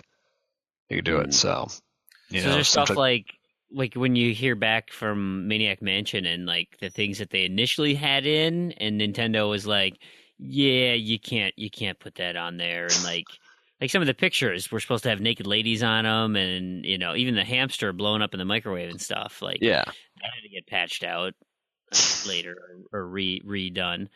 So those types of things where like they kind of push some of the objects or the dialogue, or yeah, exactly. You lose some of that when you do it. You either give up some of your creativity, right, to make it appealable, and then or if even anybody picks it up, right? So they get that, you go do Kickstarter and you get it funded. Well, you don't have to worry about that. And the good news is they have enough of a background, it seems like, that they might know what they're doing to get this to go. So they had the playable demo there, and it's what you would expect from it. And it has that same level of humor. My personal favorite character was Ransom, the insult clown, which he would never be allowed to be a guest on this show. They had trading cards, and what is his trading card? Love for Chuck. He has no love for Chuck, whoever Chuck is. His pixel count is 1,882, and his swear words per minute 64.6. Wow, nice. We just have the achievement pop going constantly on that one. Yeah. Oh yeah, so. But so the demo did kind of cut around. So you start with the opening scene and you have this corpse in the river, and you can do things to it. Like you can open the corpse in the river. Well, no, you can't. You can't perform an autopsy in the middle of a river. That's silly. But it is a point and click style game, and so it's, what am I supposed to do? How am I going to interact with this? Sure, I will try to do this. Every single object I have in my inventory in every possible type of combination with this thing. None of those? Okay. Exactly. I have to go find another object. That's how it works, right? Or I'll just wait until I'll wait till a strategy guy's put out. So. But overall, it was definitely it was fun, and when the demo ended, we actually found some bugs for them in the demo, but unfortunately, it's a demo, so who knows if they'll get patched out. There's some of the screenshots I took. They actually put in a bunch of PAX stuff, so this section is closed because of PAX, or this way, it sounds like another PAX party. So so it was kind of cool to see that when developers do put in those, hey, we've really put some stuff in here for the event that we're going to be at. That's Granted, awesome. they probably just change it and then just say GDC next time, or Right. now we're at E3. Close for E3, it takes too much. But yeah, again, but it just still, gives they you that. still went in and did it, Exactly. So, even if it is just changing one word. so I mean, pretty much after that was by this point we're at 5 o'clock. As I said, there's a few other booths that we saw in there, and eventually I think you're forgetting something about Shovelware Cemetery. Oh, yes. So one of the games that I saw, and what was it? It was something. Was it Death Road to Canada? Yeah, that's the Yep. one. Death Yeah. Road. So when I was walking past, so we had done all this, and then so we're getting ready to leave the floor, and I'm walking past this one booth, and the game was called Death Road to Canada, and it was you start in Florida, and you have to get through the zombie herd to get north to Canada. And I was like, this game would be perfect for Z to Z because you have your zombie fanatic and your Canadian. So I talked to them and I said, yes, so here's the card for Z to Z, and if you guys have, something on Steam or something, I think they'd be really great, or something they'd really be interested in, probably review. And they're like, oh, you guys do review section? Like, yeah, it's a segment called Shovelware Cemetery. And the guy was like, I don't think I want to do a review on a thing called Shovel. He's like, are you saying my game's Shovelware? I'm like, no. Everything has to go through Shovelware. It's really just the name of the segment, but yeah, I will say. So it turns out if you lead with the fact that the segment that all your games are reviewed in is called Shovelware Cemetery, some devs might. Really? I had no idea. So that's usually why when doing PR, and it's like, yeah, they review games. Yeah. Review in quotes. Yeah, yes. Maybe you'll listen. I don't know. And if you do, write a review in Apple. There you go. So I think that, but yeah, that it's was funny that nobody has contacted us and be like, "This is terrible. Why are you saying this yet?" I don't know. Maybe they listen and they realize we're fair. I don't know. either that or they're waiting for you Or to they review just don't yourself listen. in Shovelware Cemetery. There you go. Our own podcast review. Well, Damien, thanks for coming on and letting us know about all the cool things you saw, all the fun sights and smells. We appreciate you. I'm still staying up showering from that. late. Yeah, trying to get that off. Use a Brillo pad or steel wool. My Take that SOS. right off. Yep. So awesome. Well, thanks, and I understand you can't stick around. I get it. It's late on the East Coast, so It's old people house. old people, you got kids, whatnot. So we'll let you go. But thanks again for coming out. Anything you want to plug before you zip on out of here? No, my nice No, Donald stay mug. anonymous, My Donald mug's empty. Oh no. Yeah, it was my Walt Disney World Donald Duck mug. Not quite as cool as Crandy's. Well, we No, heard got that the on the outtakes Jewish at Community last Center. episode. This is a different one. I have Oh. Donald mugs, at least 12 to 15 of them in my house. It's for all the coffee. You need it. But thanks for having Wonderful. me, guys. Yeah, appreciate it. Well, awesome. Hey, I'm going to move into kind of what we've been playing, a little recap here. I'll get things started. It's pretty much the end of April. I might score a little bit, but I got a pretty busy day tomorrow, so I'm going to do my April summary right now. I had 91 achievements, 3,190 gamer score, 5775 TA, played 19 games and completed 2 of them. So as far as my goals for April, it was pretty pathetic.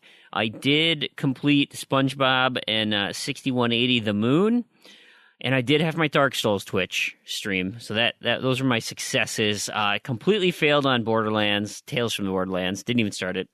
Destiny, I made some progress. Didn't get any achievements. Turns out that Magic 2014 thing that I downloaded, that was just the compatibility pack.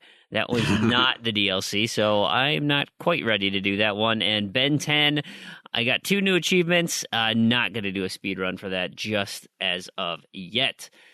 So what I've been playing, my son and I, we finished Stickbold, the campaign in Stickbold. That was a nice 60-pointer there. And then the Dark Souls Twitch stream got me 3 achievements out of that, which I guess I'm to believe that that's pretty much where I'll cap out, unless I That seems to be where the majority of players stop right? in the game. You get to Lordaeron, and then that's about it. But I'm going to keep chugging away, like I said, hopefully on another... I think every time I play Dark Souls, I will stream it. So if anyone's interested, you'll see it on the Z2Z account. I've kind of just moved everything I'm doing over to the Z2Z account if I ever do any streaming. So Dark Souls it is. Of course, and I'll jump in again if I'm around. Yeah, I'll take anyone in my party. Just have a good old chat. I'll just laugh from the sidelines. Lots of Project Spark. Just chipping away at my dailies, trying to get my Spark level up. Got a handful of achievements, lots of achievements this month, just 3 last week, but I'm kind of holding off now for Leapfrog. I think the Spark achievements are going to be really helpful once that ratio gets up there. Played a little Yaba, Ninja Gaiden Z. Jumping into the middle of that after not playing it for months is really difficult. It's kind of like Dark Souls, actually, where you have a lot of... It's probably not as unforgiving as the attack and fighting mechanics are in Dark Souls, but certainly the button presses and combos you lose in a hack and slash like that, it gets pretty tricky. So you have to rely so heavily on dodging, and I think I just capped myself to a point where I'm really nervous about the next time I pick that game up. It's those birthday tags over at the Achievement Hounds forums. I needed a Y, and I don't think there's a Y coming up for 3 or 4 months, so that one's going to get cobwebs on it. I played a little bit of Enslaved Odyssey of the West, just chipping away at that bad boy. Cluster Puck 99, just bean dived that one. And then... Rayman Legends on the 360, like I said. I went and just grabbed a quick achievement there for the birthday contest. But on the Xbox One version, this week I got my 1 millionth Loom and unlocked, which I was kind of disappointed. I was hoping it would be a really, really, really cool Rayman avatar, but it was the naked one. I was like, I don't really want it to be the naked one. Like that gold Teensy or the old man Teensy. Like they're way cooler than naked Rayman. But anyway, I am. Yeah, I thought naked Rayman was kind of lame too. Yeah, I think I'm 21 weeks away from getting to the level of awesomeness if I just get silvers here on out. And I don't know. I guess I kind of just prefer classic Rayman too, because I played the entire game as classic Rayman. Do you? I prefer Teensies. Like, I'll pick whatever Teensy I can find. I had all my competitive, like my I want to say competitive, but that's not really my leaderboard run timings down with Rayman's animations, so it was really hard for me to switch characters once I was that far in. I could see it. The 2 other things I did were 60-second shooter Prime. I had a 17-hour workday on Tuesday, and that was miserable. And so I decided I was going to sleep in the morning. And when I got up, I was like, okay, well, I should really just try and get a quick achievement for the scavenger hunt this week that needed a number in it. And so I identified this game, and so I played maybe 30 minutes of this. Twin stick shooters are super fun. I got an easy achievement for the number, but I also grabbed 5 achievements total in that one.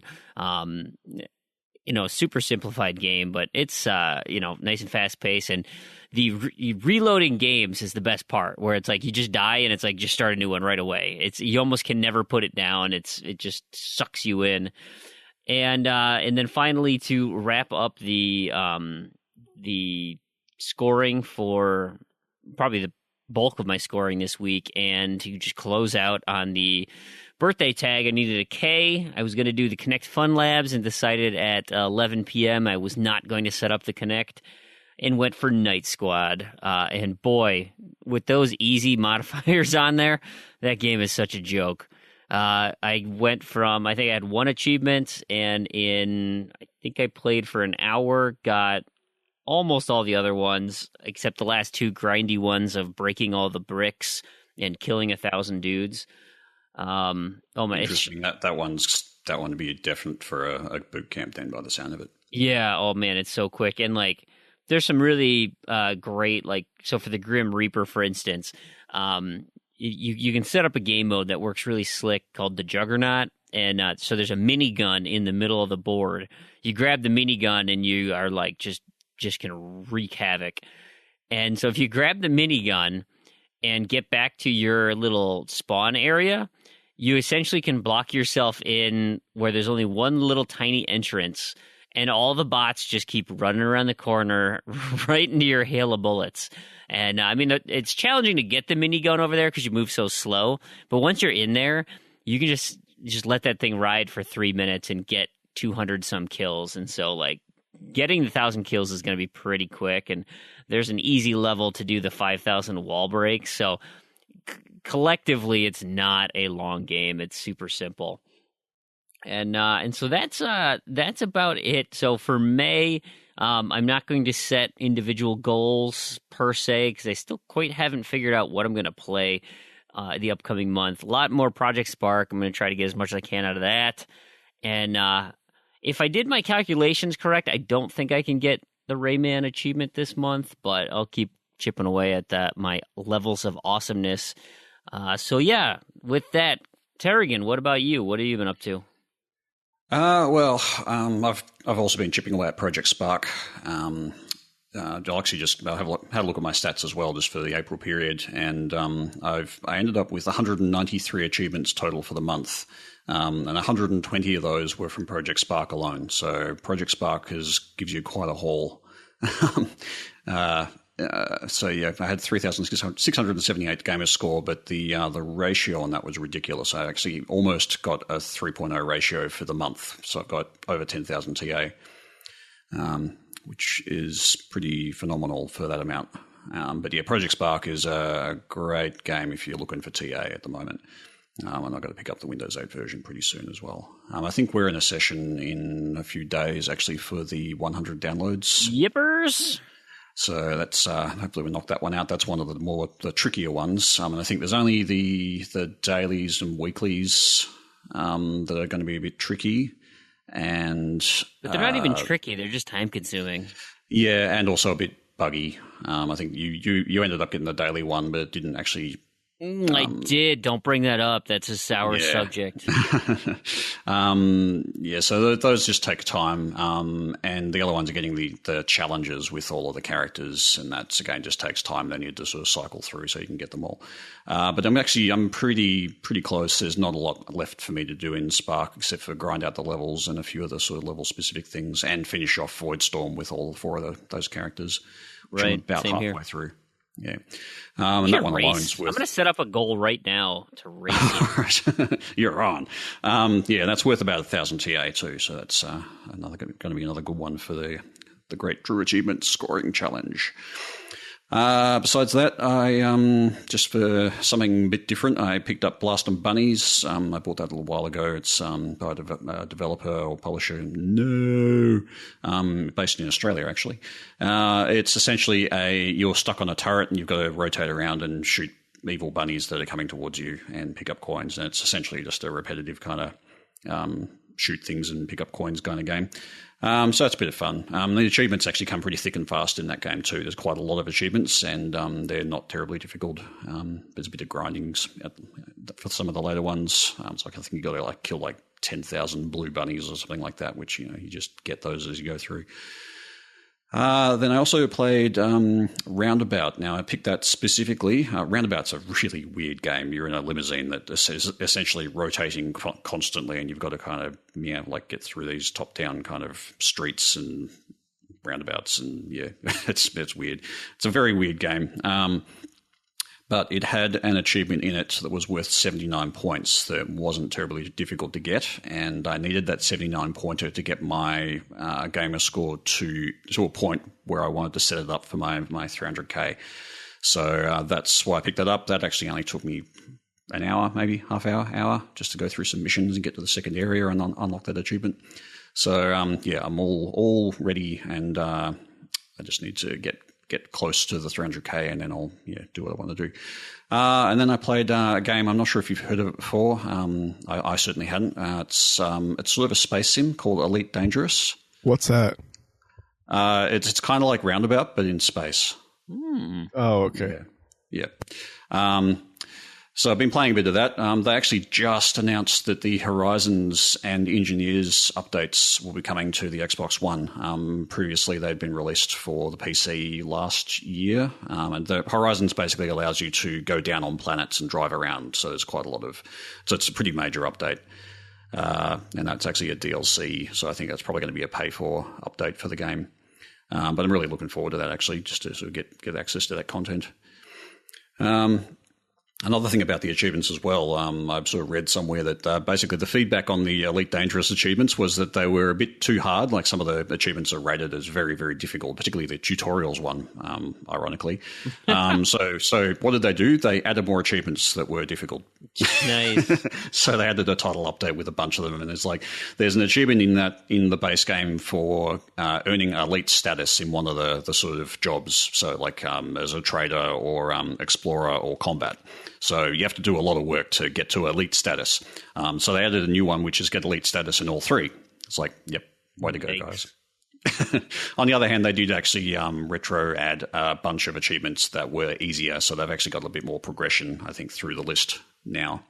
Unfortunately, they didn't. If you actually already had the progress for those, they seem to go into a done unlocking spiral.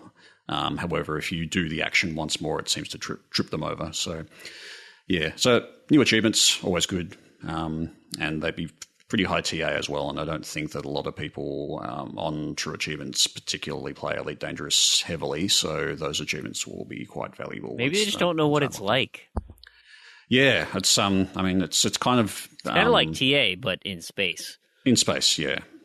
It's exactly But like I'm still confused. Is it like the internet, but in space? Kind of, yeah. It's kind of like the community of the internet in space. But think okay. YouTube comments. Okay. So what have you been playing, Crandy? Because it's a lot like that. Oh, well, that makes complete sense. So this week I decided I was on the train, and I was like, hey, I have a lot of points in Wordament Snap Attack, and I really want to finish that game.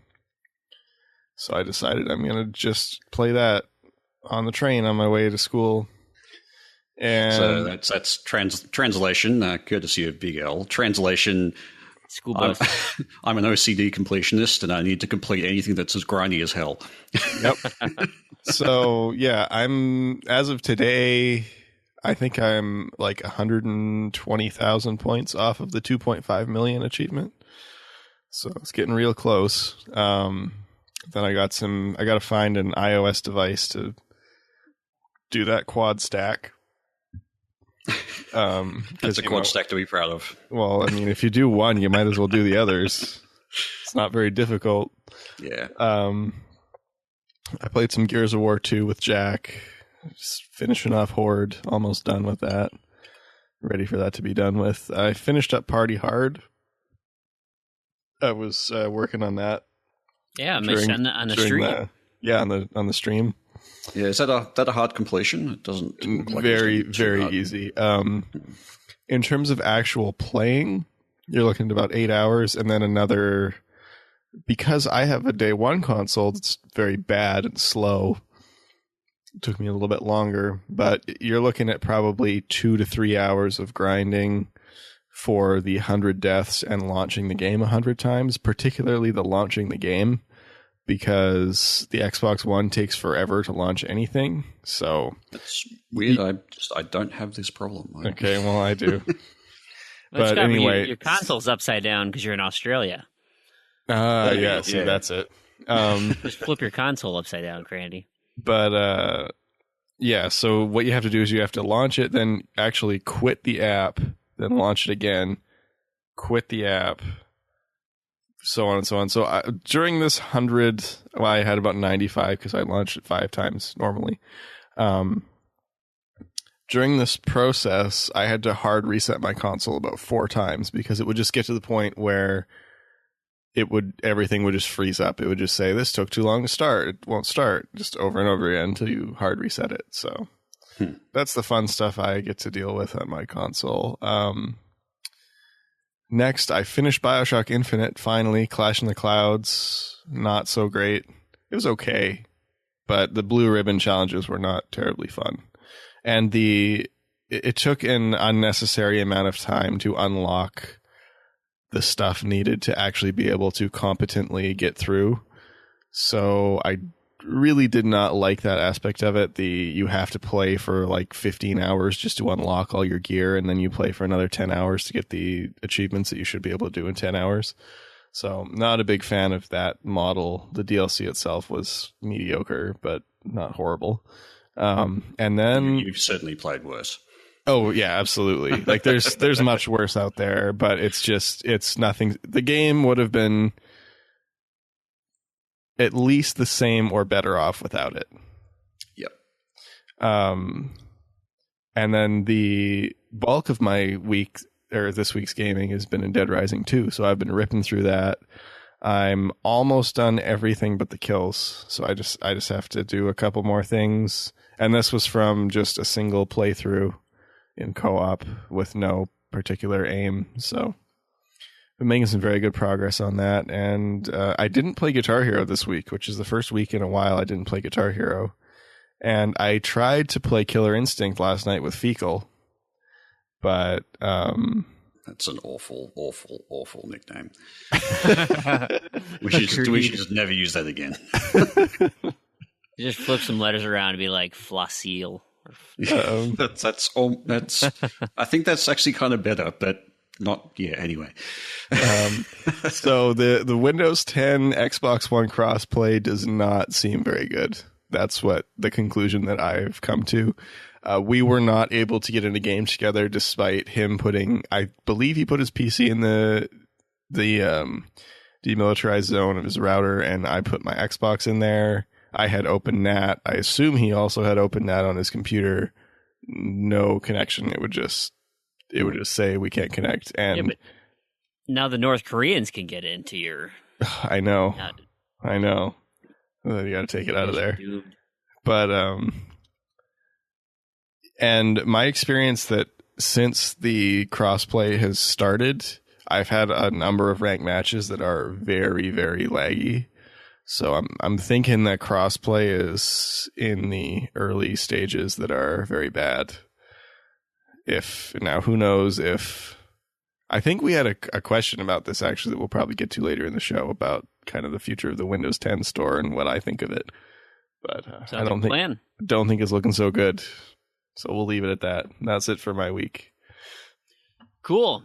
Just a couple other things I want to mention. So I got a competitive gamer goal from Posty, who wants a piece of my gamer score. He's 17,700 behind as of when he issued the challenge, and he wants to finish it by the end of 2017. So good luck. I thanks to Terrigan for giving me a whole bunch of easy gamer score so I can keep him at bay. I'll send you a Japanese console with about 20,000 worth of visual novels as well, just to keep ahead on that one. I was going through some of the 360 digital titles on there, and I was like, oh, pal. Oh, man. Yeah. All right. We'll get that. Backwards compatibility might work, though. Yeah, we'll get that sorted out. If you want to come visit upstate New York, I got lots of library. Just drop it off on your way. Well, I am driving across the country. And I'm gonna hook up Mango. I think I was gonna do it this month, so we'll see if I can still coordinate that. I got a busy life ahead of me here for May, but we also got I got a private message from Decoy 1982, and he said, "Hey, I just want to start by saying I love the podcast. Saucy Slingo turned me on to this, you guys, and I am totally glad he did. I'm almost completely caught up, and look forward to hearing all your future content. Here is a challenge idea." Yeah, thanks, Decoy. I appreciate that. He says, here's a challenge. And Saucy Slingo as well, because it's nice to have spreading the word. Yeah. He said, hey, Freem versus Crandy versus Spaceman. And these are his rules. You choose a game from your opponent's card that you have not started with a ratio of 1.7 or higher, and you have 30 days to complete the game. If all the players complete their chosen game, the highest ratio wins, and if no one completes it in their game during the time frame, the highest TA wins. And he says, can't wait to hear the future podcast. So I'm taking out the haven't started. I'm putting in you have to have less achievements earned than your opponent. Now, in theory, because I was looking at... I don't know if that's going to work for my picks, but... Because you haven't done your stupid bean dive? Because your bean dive isn't high enough yet either. But well, my bean dive is not going to have ratio high enough. That's true. And it's not going to be a bean dive. It's a ratio dive. So I start a game, I complete it, then I go to the next one, and they're all very easy. So it's like I'll do like one a day. Yeah. Anyway, we got some games that we picked out between of all of us. We'll see. I guess we should do TA goals for these, I suppose. Yeah, we could. And just have them tracked on site. That'd be a good way to do it. So, Crandy, what I'm going up against you. Old school Geometry Wars. Oh, I was saving that one. Why'd you pick that one? I was talking twin stick shooter. Now I have to finish my joystick. You know I'm gonna have to finish my joystick before I beat you in that. Well, so you got a month. Get cracking. School will be done. So yeah, I can do that. All right, we'll see. So I have yet to start that. Now. I found it Urban's digital library, so I'll be able to borrow it from him. Thank you. So that's my plan. Haven't started that one yet. Urban, so Terrigan, you and me, we share a game list, so it's really easy to know what you have. So I was thinking Destiny on the 360 because technically I haven't started it yet, but that's a really cheap way to do it since I could immediately boot it up and get all of the achievements except 2. Yeah. But you've already completed it. But you don't have any of the DLC. No. So I could I've got access to the DLC through your account, right. I think. So I'd have to go and grind the Taken King. Please don't make me do that. No. I won't. I won't. I found a better option that really interests me. It fits. There happens to be this letter in the Achievement Hound's birthday tag this month, and it is Ori and the Blind Forest. I'm really itching to get playing, and this is not the definitive. I want old school first. I'm playing old school first. I don't think either one of us has started it. So yeah, if I have, I've only got one achievement. Yeah. So that's the plan for me. Geometry Wars and Ori and the Blind Forest. What about you guys? Well, I went through for Crandy. I went really old school. Went back to Wick Fable of Souls, which is a very, very early XBLA title. You know, it's funny that you picked that one because both Wick and Geometry Wars I have on a physical disc. The game of my first Xbox. Yeah, I've got Wick Fable of Souls on a physical as well. Yeah. So it was on one of those compilation, XBLA compilations. Yeah, that and Gra came with my first Xbox.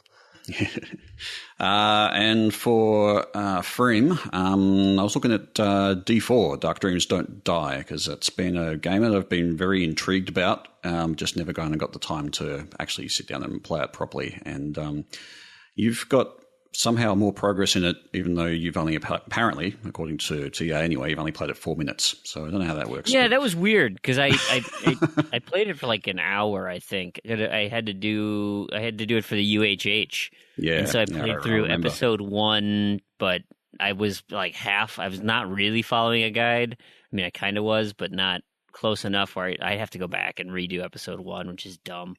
Yeah. Yeah, that game, if you're not careful, you kind of have to redo the episodes as well.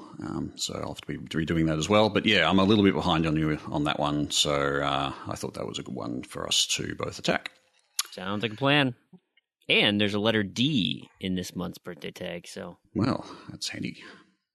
Well, I got some picks too. So Frame, I picked Rare Replay.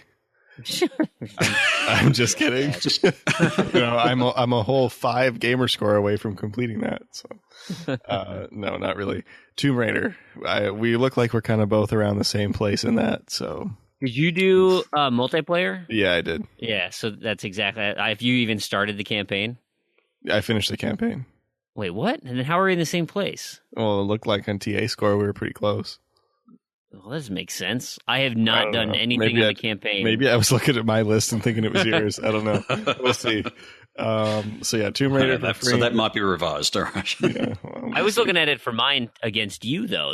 I tell you the truth, before I stumbled okay. across Geometry Wars. Yeah, because it's like, it's right in that 1.7 range. It's good. You can do that in a couple weeks if you really, really go for it. Yeah, the multiplayer is pretty grindy though. Oh, I finished the multiplayer. So is it the 360 I did the multiplayer in it. Yeah, the 360 version. All right, I finished the multiplayer. then, Yeah, and I did the multiplayer in a sitting. It wasn't bad at all. Really? Well, I did. You got the level 50 in a sitting? I don't think you did. Yeah, that doesn't sound right. You can do everything but the last maybe two. I'm not level 50. The level 50 and the Shopaholic are the two that take a long time. Yeah, they take ages. You've got to. I think it took me at least 5 or 6 sessions minimum. Oh, just yeah. on level 50. Okay, no, I don't have those. I think it's 8 hours of play to get the. Well, it actually got a little faster. faster. By yourself, though. Oh yeah, yeah, you can do it by yourself. Yeah, it's much slower doing it by yourself. You're better off having a partner. I've got 3 copies. So no, it's not better by yourself, or not better with a partner. It's better by yourself. There's some glitch or something. Then you can be. You can alternate between getting XP and salvage, so you have enough to do Shopaholic and your level at the same time. Your true commitment or whatever. Well, that's worth it. I don't. If there's a glitch, I'm not aware of it. But just for pure XP, it was more efficient to go on one of the levels and just trade grenade kills with each other. Yes. But if you want scrap as well, then doing that by yourself is better. But you will end up doing that anyway. You will pick one of the levels where you can just run around getting scrap for the entire 20-minute round or something like that, and you have to do that just for the Shopaholic after you've got level 50 regardless. Yep. Yeah, I coincided mine pretty close, so issue me a challenge and we'll take a look. And then for Tarion, Rare replay? Yeah, rare replay as well. No, Halo 4. That's one I've been wanting to finish up for a long time. I really want to be done with Halo, and if I finish Halo 4, that's it. No more Halos for me. Well, I might do ODST. And Master Chief Collection? No, Anniversary. Master Chief Collection Chinese version? Come on, I know you're itching to get that one done. Maybe. Somebody might be able to twist my leg for that one. No, I don't want to do the lassos. No. I'll buy it. I'm not going to start it. Righto. I've got to do a legendary playthrough on Halo 4, I think. Yeah, me too. That's pretty much all I've got left. I've got a few miscellaneous things. Maybe we could do it together.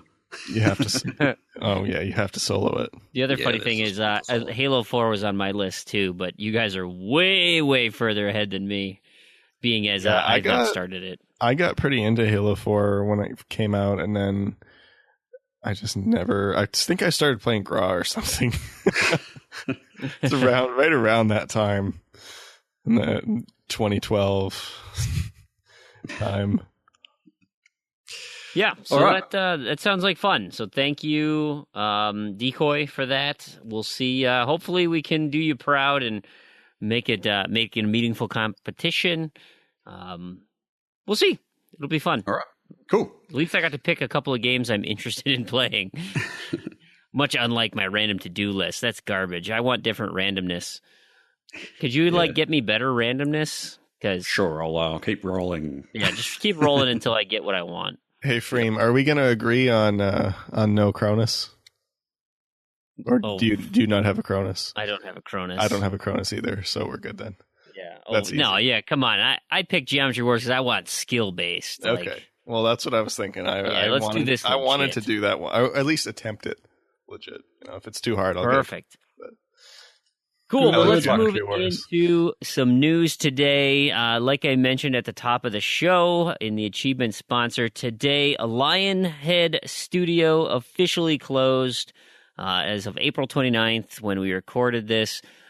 Dead skis. The doors are gone. Lots of thank yous and farewells. So Z2Z will also give you a tip of the cap for introducing us to some fun games. Maybe not so much in the recent years, but we appreciate what you've done for us. Fable 3 was pretty bad. Yeah, it was. But moving into other games So Damien had mentioned his little Gearbox excursion, and we had talked some Battleborn. It was confirmed today that I saw that the season pass for Battleborn is not shareable. It is linked to your account. So if you are console sharing with a buddy, you will not have access to that as DLC. That is indeed a pass that is associated with your own account, and so they will not have access to those characters. So I hope that doesn't. That sucks. Really, it does suck. Yeah. It makes sense, and I feel like this is where most of this is going to end up going. Why does it make sense? Because every game, it's like every other DLC, it's bound to the console. And I mean, that was the whole point of having an account, on the Xbox One console, is that any other account on that particular console can access it. I mean, I don't understand why. And if people are really having a problem with the whole like console sharing thing, then maybe take it up with Microsoft to not have that be a thing anymore. Yeah, I guess I don't have things that pick and choose and put it in fine print. Yeah, it should be all or nothing. If you want to be part of this service, you go by our rules. If you don't want to be a part of it, don't be a part of it.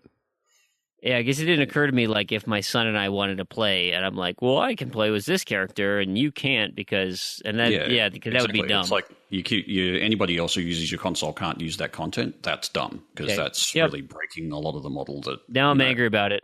Thanks, Terrigan. No problem. You're welcome. You should be angry about it. Yeah. Well, hey, to just pile on here, Fallout 4 mods are going to be launched in June. They came out with some creation tools and stuff that we can take a look at. On there, it explicitly says, right when you boot it up, it will disable achievements. We kind of expected that, that using mods will take achievements away, but it has now been confirmed through a screenshot, which we can include in the show notes. So more bad news.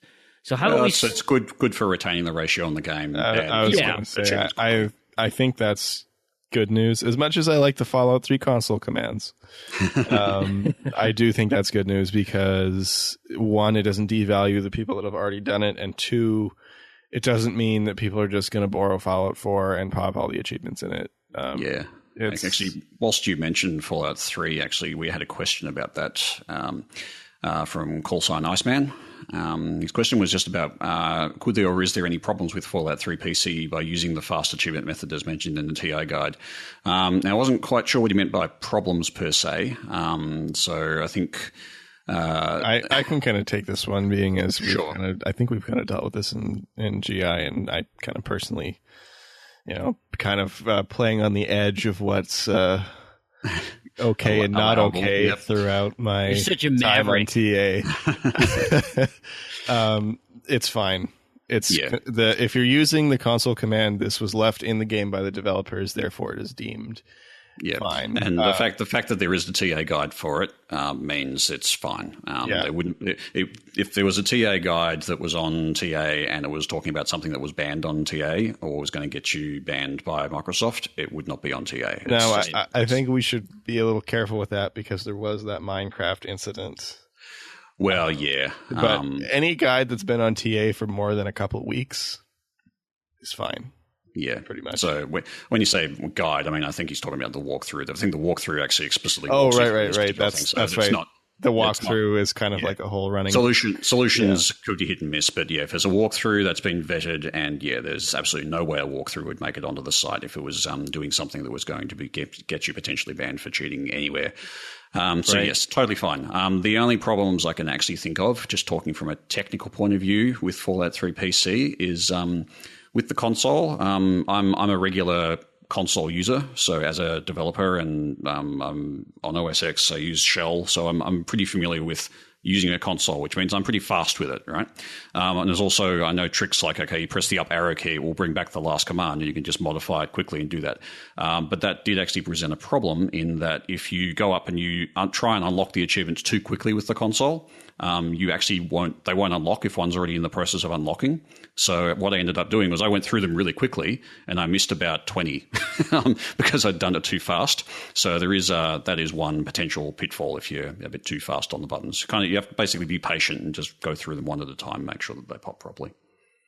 Now, just another thing too, like anytime like basically a developer okays something, it's okay. Like, for example, BioShock 2 PC has what would be an unobtainable achievement, but the developer has explicitly said, we will let you modify the game files to fix this problem.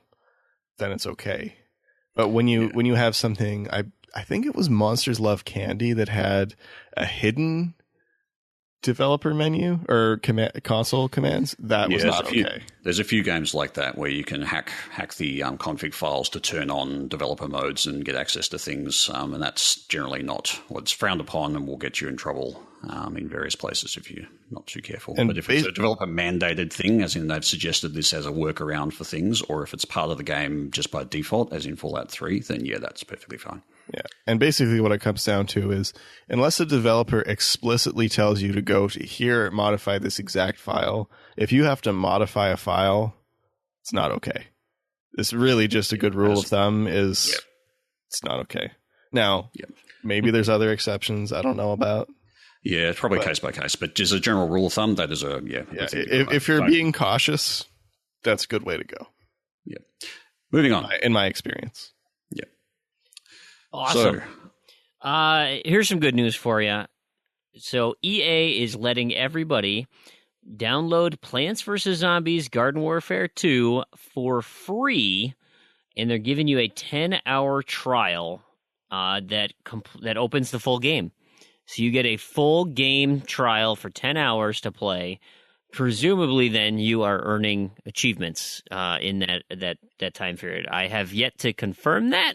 I'm going to play this weekend with my son. He's super pumped that we get to do this. There is so we have the link in the show notes. If you have yet to download it, it's for 2 weeks, so that ends, I think, May 10th. Is when it was when that's over. You definitely, it's easy to get your 10 hours in before that, even when the show comes out. There is a suggestion on the website, actually. It says, hey, the 10-hour clock only ticks when the game is open. So if you want to conserve your time, make sure you close the game when you're finished playing. If you continue the battle once your 10 hours are over, all of your progress will carry over, including your loyalty rewards. So if you opt into purchasing that at the end of the trial, it'll move into the regular game. But go out and grab some free achievements if you don't care about completions or you plan on buying this down the road anyway. You can get a head start. So that's kind of nice. Free stuff's always good. I downloaded it. That's kind of a good model, actually. 10 hours is like that's a good, substantial, like real trial. Especially for that type of game, that's got a real nice. I'm not gonna say deep's the wrong word. Like, it's not a deep multiplayer, but there's just a lot to do. You need some time to experience it. Like 1 hour is not gonna be long enough. No, you could maybe get away with 5, but yeah, and it's not like 10 hours. You're gonna be like, oh, I'm done with this. 10 hours is going to be like, this is like, I'm in now. Yeah, I'm in. This is fun. Yeah, that's kind of what I'm thinking. We'll see. Because I think this one brings back the split screen co-op, which I'm looking forward to try. Did you not buy Garden Warfare 2? I didn't buy Garden Warfare 2. No, I played the beta. And I know my son wants to. I forgot. So I've been playing a lot on the 360 of Garden Warfare 1. Do people still play that, like, for real? I actually haven't been on in ages, but I know I'm kind of torn with my son's at that age where it's like he takes things very personally is the wrong word, but seriously is the wrong word too. But it's like I'm not quite sure yet how well defined his lines between play and reality are, and so we try to kind of keep him away from violent toys, and I think he takes things a little too far, and so I'm real nervous about the shooter concept. And so I think he's now, and this was a couple of years ago, so I think now he's kind of getting to that age where it's like, I'm willing to give it a try on a game like this, which is very comic violence. And he's fine with like watching Ninja Turtles and stuff, but they don't really use guns. So I don't know. maybe I'm just a overprotective helicopter parent. But so this is going to be kind of my foray into just testing the waters. And I wanted to play side by side with them, but the 360 version does not support couch co-op. I forgot the one version does.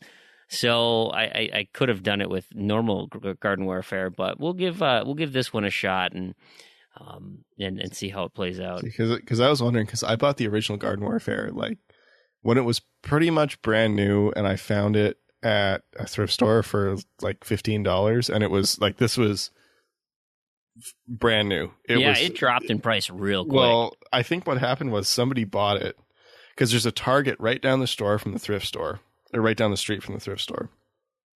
And my guess is somebody bought it, didn't realize it was multiplayer only, returned it to Target. It was opened because it was like somebody just took the wrap off and then donated it immediately. Like it still had that smooth feel on the cover and stuff. Like sure. Nobody touched it. Nobody had rubbed it up against other cases in the bin. And so my guess is somebody returned it to Target. Target couldn't do anything with it, so they took it down to the thrift store. They're like, here, sell this. And it was like $15 when it was pretty new. And I was like, yeah, $15. That's a good price point. And then it's like, then I just never get to it. I mean, it's still pretty, even now, $15 is a pretty good deal. It's super fun. I've heard nothing but good things. Tell you the truth, I'm wondering like, if I missed the action on it. Honestly, I'm not entirely sure you did, because there's a lot of young kids playing those old games. And so, like, there's a pretty good player pool. Now, there's a lot of game modes that I think will be tough to get game mode plays in, but the ones you can earn achievements in are usually pretty full. So, yeah, and that's what I was thinking too, because Garden Warfare 2 didn't come to the 360. So no. Right. That makes it a little easier if people haven't upgraded yet. You bet it does. I got a TA friend feed. Speaking of Warfare, JJ Aldana 2 says, maybe you guys can talk about your thoughts on the Call of Duty leaks. And so what he's referring to is we are expecting an announcement this week of when this show releases, but there was a leak for the new Call of Duty, and it's called Call of Duty Terrible Subtitle. No, wait, that's what we call it. It's actually called Infinite Warfare. It's even worse. It's just... Man, that sounds like a real tactical title. Tactical. It's so dumb. Like, what a crappy name. This is just like, it's Call of Duty. Maybe it's gotten to the point where it's like satire of itself. It could be. But then you see the people who get it, and then the people who just eat it up, and then you're like, okay, I get it, and now I'm going to play this ironically. There you go. Call of Recon, Infinite Ghost. Yep. Call of Duty Tactical Shooter. See, I might have just Call of Duty Tactical Edition. Season pass. Right. Night vision goggles and a spy drone. You got to get the Dude Bro edition. Call of Duty, spelled D-O-O-T-Y. Duty. Anyway, so I might have to Crandy this one. Yeah, to see if it actually is this like ironic playing on of its or thing of itself. This week, and I feel guilty with how long I actually pondered this purchase. Best Buy had Advanced Warfare, Call of Duty Advanced Warfare for $10 this week. That's too much. And so with Gamers Club, it would have been $8, and I'm like, still too much. Oh man! If it was $5 pre Gamers Club, you could have considered it. That's kind of, well, I ended up not pulling the trigger because all of that awful DLC that I don't want to play. Yep. But it's and like the zombies. Ugh, the zombies. I don't really care.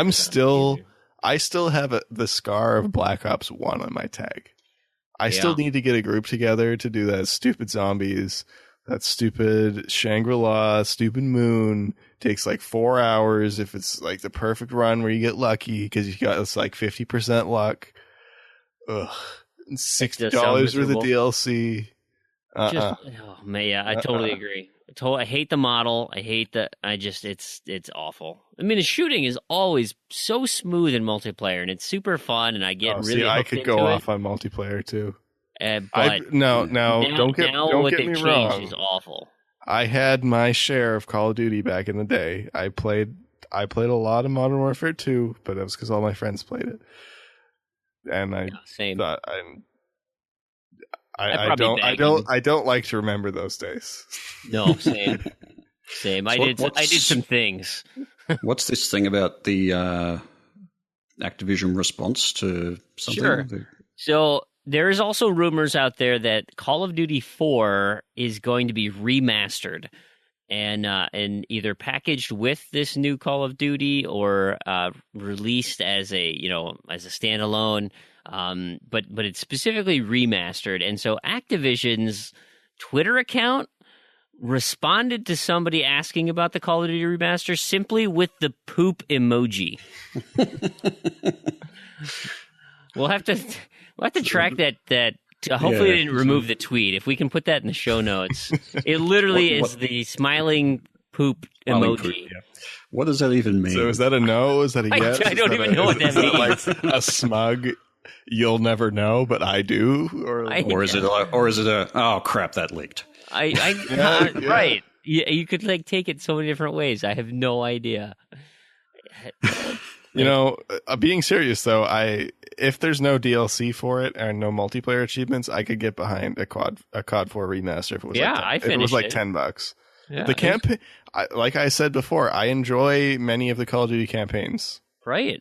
Well, the COD 4 remaster, they've often done with remasters, is that they'll include all of the sort of DLC stuff anyway. There was no DLC. There was DLC, but it didn't have achievements. Yeah, it didn't have achievements. Infinity Ward was against putting achievements in their DLC. They just had the map packs, and that was it. And then I think they realized that they could sell way more DLC if they put achievements with it. I mean, Infinity Ward probably still stands by it. Like, I don't want to do this. And Activision was like, yeah, but we kind of own this. Yeah, but look at how successful Treyarch was when they did it. But you know what? Infinity Ward's now Respawn, and Respawn didn't do it with Titanfall. I mean, they made all their DLC free. After but it was paid before, and it had achievements. It was paid before. But the initial run of the DLC didn't have achievements, and then I think they changed their mind later and brought out a bunch, didn't they? I will give it to them though that I do respect that they made it free, a while after release, because they realized that they didn't let it sit at full price for 10 years, so many of these other games do. My God! And I feel like that's such a bad model, because it's like, okay, I can buy your game for $2, but your DLC is $60. It wasn't worth $60 when it came out, and it sure is not worth $60 now. And what sucks is I love the Games with Gold program. Like, it's so cool that we're getting the incentive to free old games to if you missed them, here's a chance to play them again, and with backwards compatibility, you can play them on your new system. But so many of those titles are, hey, here's a base game, or here's a whatever. Here's Dirt 3. Oh, right. We'll just $45 let you wait. DLC. And guess what's not going to be on sale for ever. We've got our Rockstar, we've got our Battlefield, all those DLCs. Yeah, we'll discount those pretty much every other week. But everything that was Games with Gold, no, they got Second Life, so you're gonna have to wait another 2 years before we discount that DLC. Or never.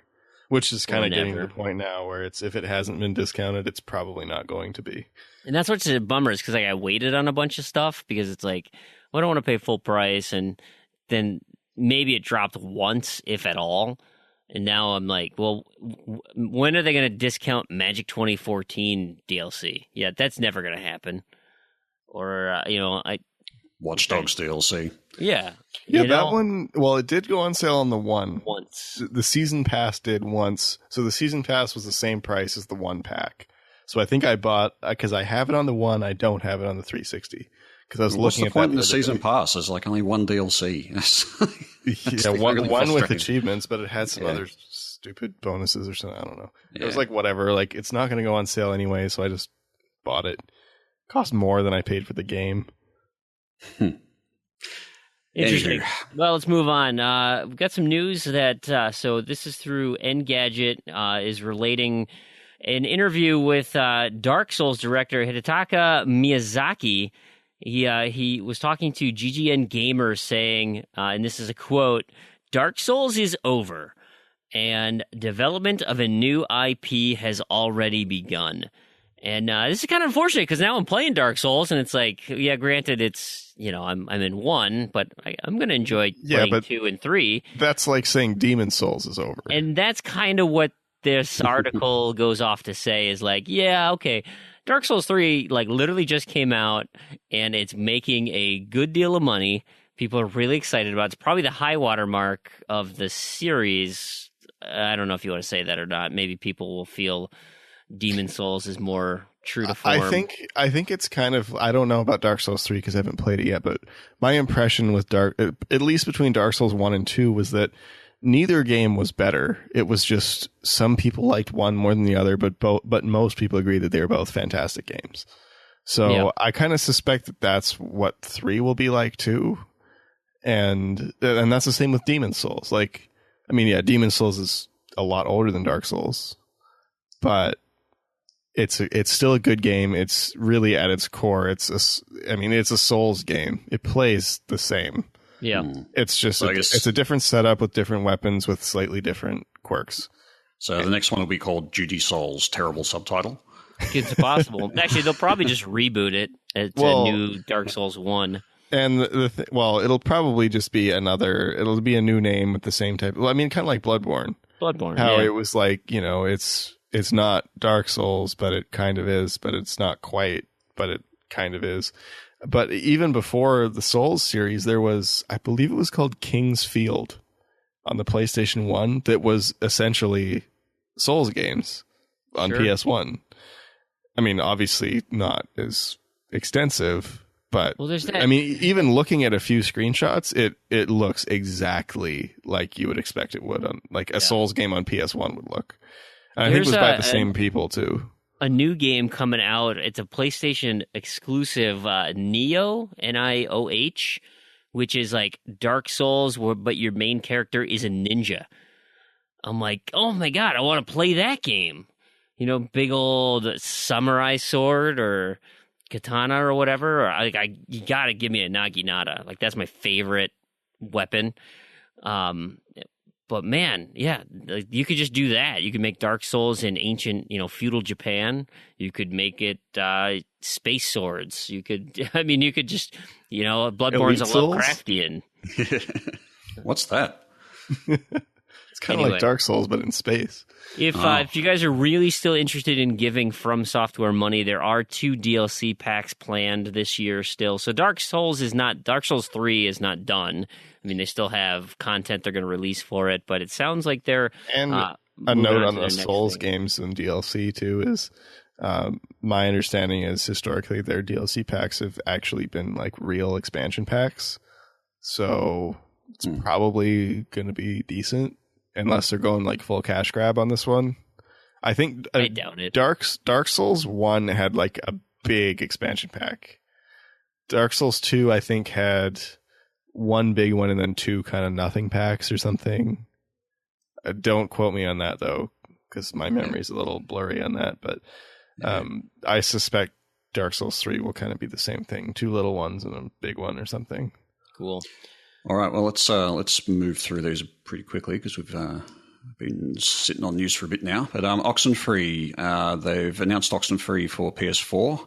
It's coming out May 31st, but the big thing to note on that was it's coming out with extra content, and there's apparently a new game plus and some extra endings and so forth, which will actually be released free on other platforms.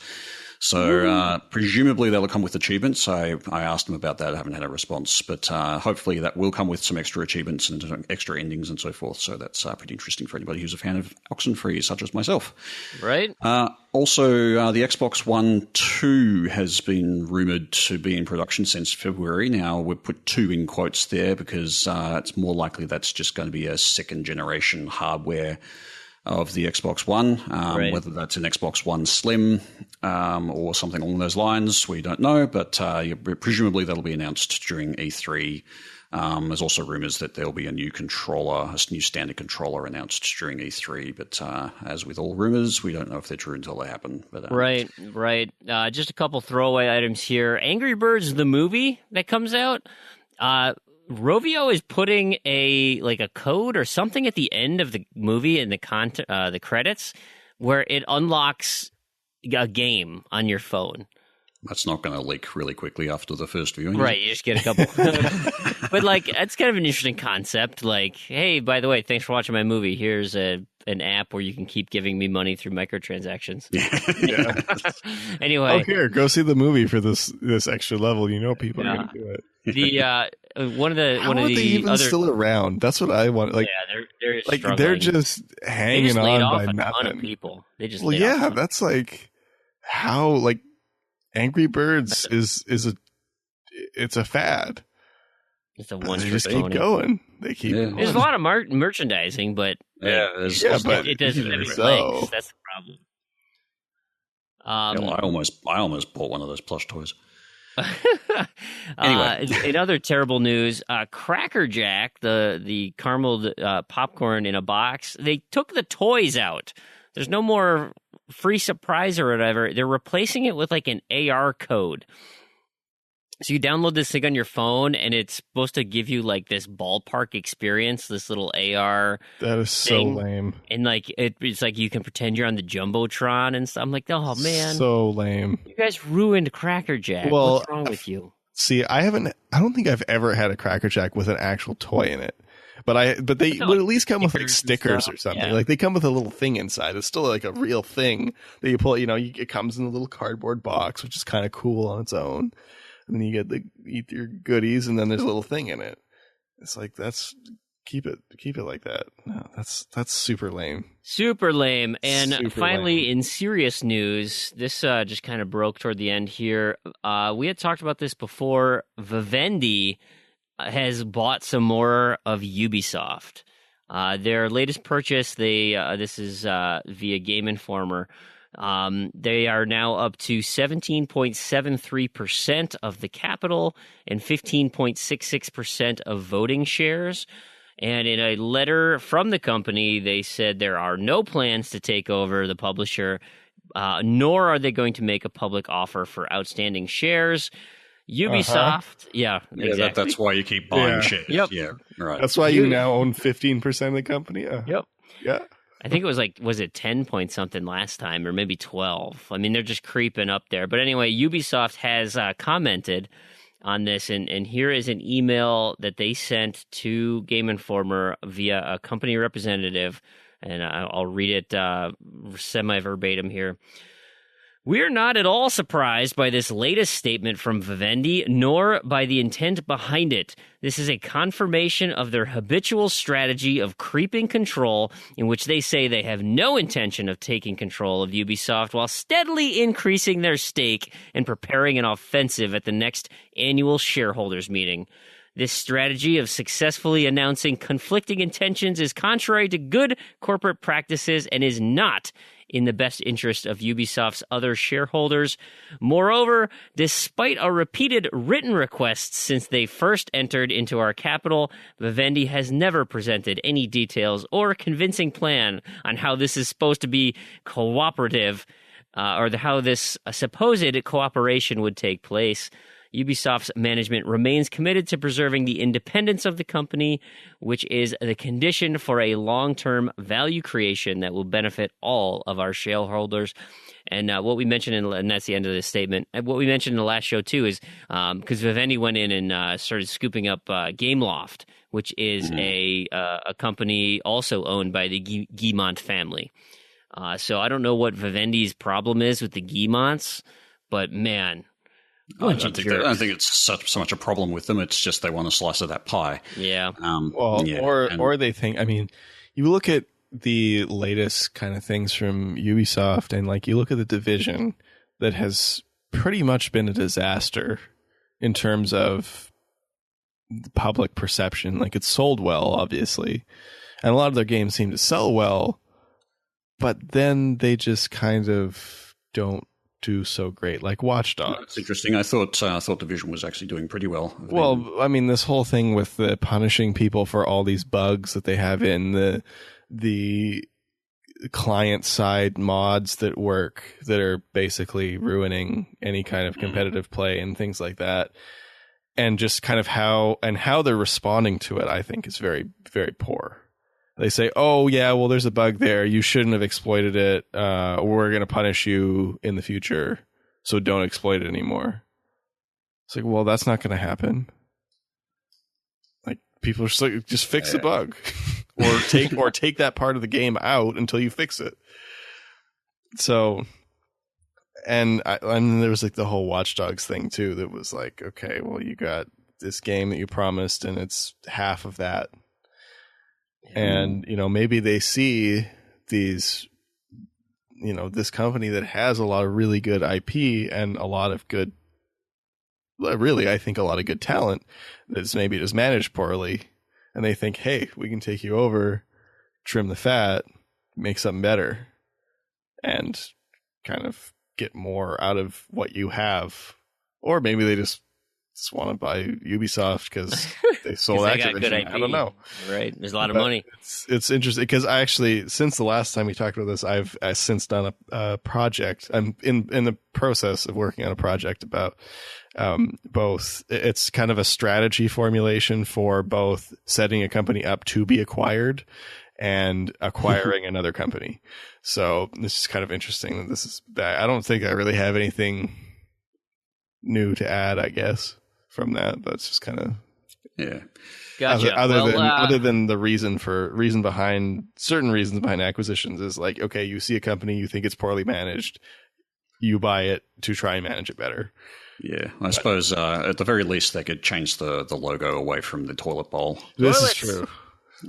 Or go full toilet. Full toilet. Embrace it. Yeah, just, you put the bottom on, you put the top on, it's a real toilet. Right. Well, let's move into our listener segment. We've got a ton of stuff to get to. I want to start with an iTunes review from Fluffy Texan. Thank you so much for taking the time to write in. He says, "Hey guys, I really like this podcast. As a Gamerscore hobbyist, I find the content funny and interesting. I'm on the road a lot, and I need a long and interesting podcast to listen to, so keep up the good work." Thank you, Fluffy Texan, for taking the time. And if you, our other listeners, would take the time to leave an iTunes review or a podcast review, oh my gosh, that would be so helpful. We would absolutely love that. Helps get the word out. But you are also doing a great job with the Twitter campaigns and promoting it on TA and all your social media. So thank you for all of that. Well, let's move into some comments we got here. So Urban, why don't you lead us here? Yeah, I got a message from Planning 42 just regarding the Project Spark issues, and it was just a bit of. He basically said that the general consensus is that Spark Thomas, who's someone who's fairly active around the various forums, and he actually posts on TA as well about the various achievements, problems that have been happening. But basically, the consensus is that Spark Thomas is Team Dakota. It's basically the only person left, and he sent me a link which sort of backed that up. But I actually found my own reference to that. There was a discussion on Reddit a couple of months ago, actually, just a few months ago, just regarding the Conquer DLC and how it's basically sort of done. But the quote from Spark Thomas was in regards to Conquer was basically it's shelved for good. And he went further to say that Project Spark is no longer in active development. Majority of the team is working on other projects at this point. So that was a few months ago, and that basically, I think, pretty well confirms without doubt that project like Team Dakota basically doesn't really exist. Yep. And that Spark Thomas and maybe another person or two are the only people really working or sort of maintaining. I was going to say, keeping it alive. Yeah, and that nothing new is going to sort of come out for that project, which is sad, but perhaps Project Spark just didn't take off as well as they hoped. Nope, and if you're sitting on that game, I mean, there's just more and more mounting evidence that you need to get that done. Yeah, I plan on doing this one in the next probably not this weekend we're recording, but next weekend or the weekend after that, and I just want to sit down and at least I'm going to do the downloads in one sitting and then get as much of it done as fast as I can. Yeah, so definitely do that. And the Windows 8 version as well, I would say, would be more of a priority too, just because I'll be double dipping the whole time, I think. Yeah, I've got to get started, got to get my Windows 8 on. For sure. Hey, I got an email. We got an email a while back from Tatey, Daniel Tate, that I don't think we mentioned on the show, but I think we've talked about kind of all over. It was a lot of it's regarding the UHH, where he loves the idea, had so much fun with the concept of it, but like couldn't get that far into it because he's got to work, he's got to do other things, and so the first day his opponent just blew him out of the water, and got off to a great head start. So he's like, hey, he has posted kind of some longer term UHH topics and stuff, which we've kind of discussed. But thanks again, Tatey, for those great ideas. And I think, personally, I'd like to come up with some type of long-term, and hopefully the random to-do list can get close to that. We'll see on how that thing is going to end up panning out. But thanks for writing into the show. I really appreciate it. What does Sasha Morning have to say? Yeah, he responded after we posted the last episode. He responded back pretty quickly, actually. I don't know if he had a chance to actually listen through the show when he did, but he basically said that the amount he's spent on Skylanders at this point, he has every normal Skylander and reasonable variant. So he's obviously a Skylanders fan and can certainly relate to the cost to the mortgage that will have. Better not get into Lego. Yeah. All right. Hey, Crandy, you've been busted. I know. Big L, that guy. That guy. He posted on my feed, and when I was playing Dead Rising, he said, "Who is playing this for you?" This Big L, this one is me.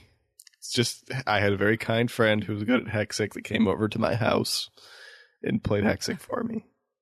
It was me, wasn't it? I came over. Yes, all the way from Australia, just for the afternoon. Yep. What a champ. And I'm sticking by that story. Gotcha. All right, Urban. Yeah, Matt Quinn. There was a couple of comments from Matt Quinn and Facial Lafleur on the comment, pretty much straight after I posted again. Matt Quinn said, "Thank you, I've been waiting for my fix." So that's great. But Facial also said, "We need Z to Z to automatically be injected into our systems intravenously," thereby following the whole addiction metaphor. So yes, we are addictive, apparently. That is a good thing. Well, we need more episodes, so when we get new addicts, they can listen for eternity. They just we'll get our Twitch thing going. I know, we get all these goodies, community stuff. Yeah, well, you'll be a Z head. That's a good term for it. Yeah. Anyway, also had Lord Chibello and Big L just commenting regarding the Final Fantasy series. Lord Chibello said that Final Fantasy VIII has unfortunately not been remastered, ported to PS3, PS4, or Vita. So that's a bit sad. That's probably the one I would want to really play, just because I played a hell of a lot of it. I think they did do Final Fantasy X, so that's certainly one if I happen to have a PS4, I would pick that up, but I don't. So. And Big L said, and I didn't quite understand this, but my faith in you is Tarragon. Literal. Sure. Okay. Shame on you for not playing Final Fantasy 1 to 6. 7 is overrated rubbish, though. Fair enough. Wow. All right then. Yeah. I almost bought Type 0 HD today too. That was on sale. Square Enix had it on sale for like $10 or something, but then shipping pushed it over my $20. I was like, nope. I think I bought all 4 stacks of that from someone in Australia. Actually, they had all 4 stacks for sale. So yeah, and all garbage. Yeah, I know. Doesn't do me any good. Yeah, so I've got them sitting in my backlog. I need to get a job so I have money to buy cheap games again, because I haven't been buying. You always go lately. to McDonald's. They'll hire young 16-year-olds. No, I need to go to like Wells Fargo or something. Oh, okay. So that's Wendy's, right? They're higher caliber. Well, if Wendy's needs a financial analyst, sure. All right, so before we drag this show on too much longer, Facial actually had a comment regarding show length. He said, another fantastic show, if a bit on the short side. How does a show with 5 hosts clock in less than 3 hours? I feel cheated. 94% from each of you doesn't equal 100%, with a little warning emoticon. Yes. Well, yes. And we'll make it up for you on this one. Yeah, probably will. Damien pushed us past. Yeah. Which we so appreciate. The thing is that, I've got to edit all of these shows, guys. Come on, give me a break. That's right. We need an editor. We need some interns. Yeah. Come on, interns. Put it on your LinkedIn. So I have a flurry of friend feed topics. We start with the Nighty. He is officially the Nighty. DC Universe Online is out today. Think you guys are going to play it? It's free to play. So, Nope. You only have to spend 200 plus hours, but no money. I've already added it to my account, so I haven't actually. I hope that doesn't auto download for me. It does. It has. It already has. I actually have to go and manually download it. But I haven't got any achievements in it, obviously. But I got it. It's free. That was my response. It was like, no. I looked at the achievement list too, and I'm like, oh god, that's grindy as all get out. No, thank you. I will pass. So sounds a bit like Elite Dangerous then. Something like that. Crandy, anything for you? It's kind of like DC Universe Online, but in space. Oh. Not happened. Lord Chabello 13. Hey, I hope it's not like the PlayStation version where you had a monthly subscriber to unlock trophies. He's going to give it a try. I'm definitely not going to give it a try. Change pace here. Lucky 32 468 says, why does the 360 have better TV apps than the Xbox One? Did Microsoft give up on apps? What do you guys think? Because the Xbox One interface is terrible and the 360 is better. There's Crandy's input. No, I don't think they've given up on apps, and certainly the I don't know if this was posted before the HBO Now was released on. So certainly they're still coming out. I don't really know what the holdup would be, but yes, I think Microsoft would be pushing for that very strongly. That's been one of their angles for the platform since release. So I don't think they're going to be pushing that strong. I think they're going to continue to roll it out, but I think they're going to continue to focus on games and try and push that. Yeah, but certainly it's not Microsoft making these apps. You've got to consider it's actually the production companies for those particular TV companies that they have to actually learn the tech and make it work and get streaming working to it and all that sort of stuff. Well, and a lot of them are already out, so you have all your big apps already, and there's really not. It's not like there's a lot of new stuff coming out in that world. At least nothing big enough that is going to justify an Xbox One app. Yeah. So I guess when you say there's possibly better, maybe they might work better, functionally better on the 360, and that's maybe slightly not unforgivable, but it's maybe a bit of a sign that the Xbox One and the interface is a bit new. Maybe they just haven't quite worked out the best way to kind of use it. No, it's bad. It's not new. It's both, Crandy. It's both. So this is true. My friend feed, I had said, "Hey, we're recording episode 20 tonight. Looks like we got a lot of news to cover." And Mighty Mango says, "Is it like news, but in space with ships?" Yes, just like that. It does include a little bit of that. It does. Kaiba Chaos says, "Hey, my fiance hates podcasts, but it's our anniversary. So I'm not going to be listening until Thursday, but yay, they're helping me with Gears of War 2 Japanese." So he's pretty pumped. But he asks... That's unacceptable. What do you think of all the Windows 10 about the Windows 10 store? Do you think it'll ever compete with Steam, or is it doomed to failure like Games for Windows Live? I actually think it's more doomed than Games for Windows Live. Oh, ouch. Scathing. I don't know. Maybe not. Maybe that's an exaggeration, but I do not have a lot of confidence because this looks like a worse version of what happened with Windows 8, basically. That's my impression of it. You see all this promise, like, oh, we've got all these games and we're going to do all this stuff. Solitaire comes out. Bingo comes out. They release Gears of War. They've released Killer Instinct. Gears of War... Yeah, Quantum. Okay, well, a few games, few high-end games, but none of them were very successful. Quantum Break on PC apparently was, from everything I've heard, just a mess. Killer Instinct requires like a supercomputer to run it properly. Apparently, crossplay also doesn't work very well.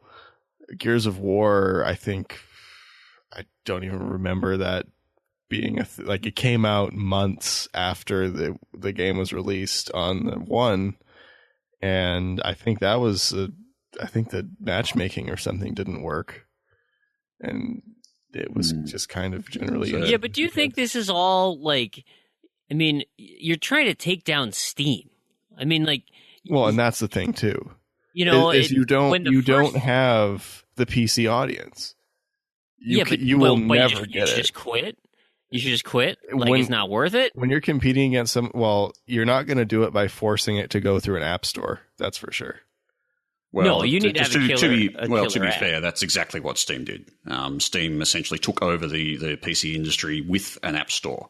Yes, so there's certainly, I think, room in that space to compete. It's just I don't think that any such an provider battle. has currently managed to do something compelling enough to compete with Steam on that level. But on the topic of App Store, Steam is much more open.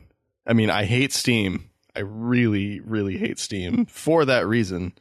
But when you compare it to like Windows 10 apps, I don't even think you can access those game files. So if you want any kind of modding, any kind of that community that keeps a game going far longer than it normally would, you're never going to get that on Xbox. And it has the perception of being much more closed than Steam. Steam is, I think, horrible in that it controls everything you have, and I hate that.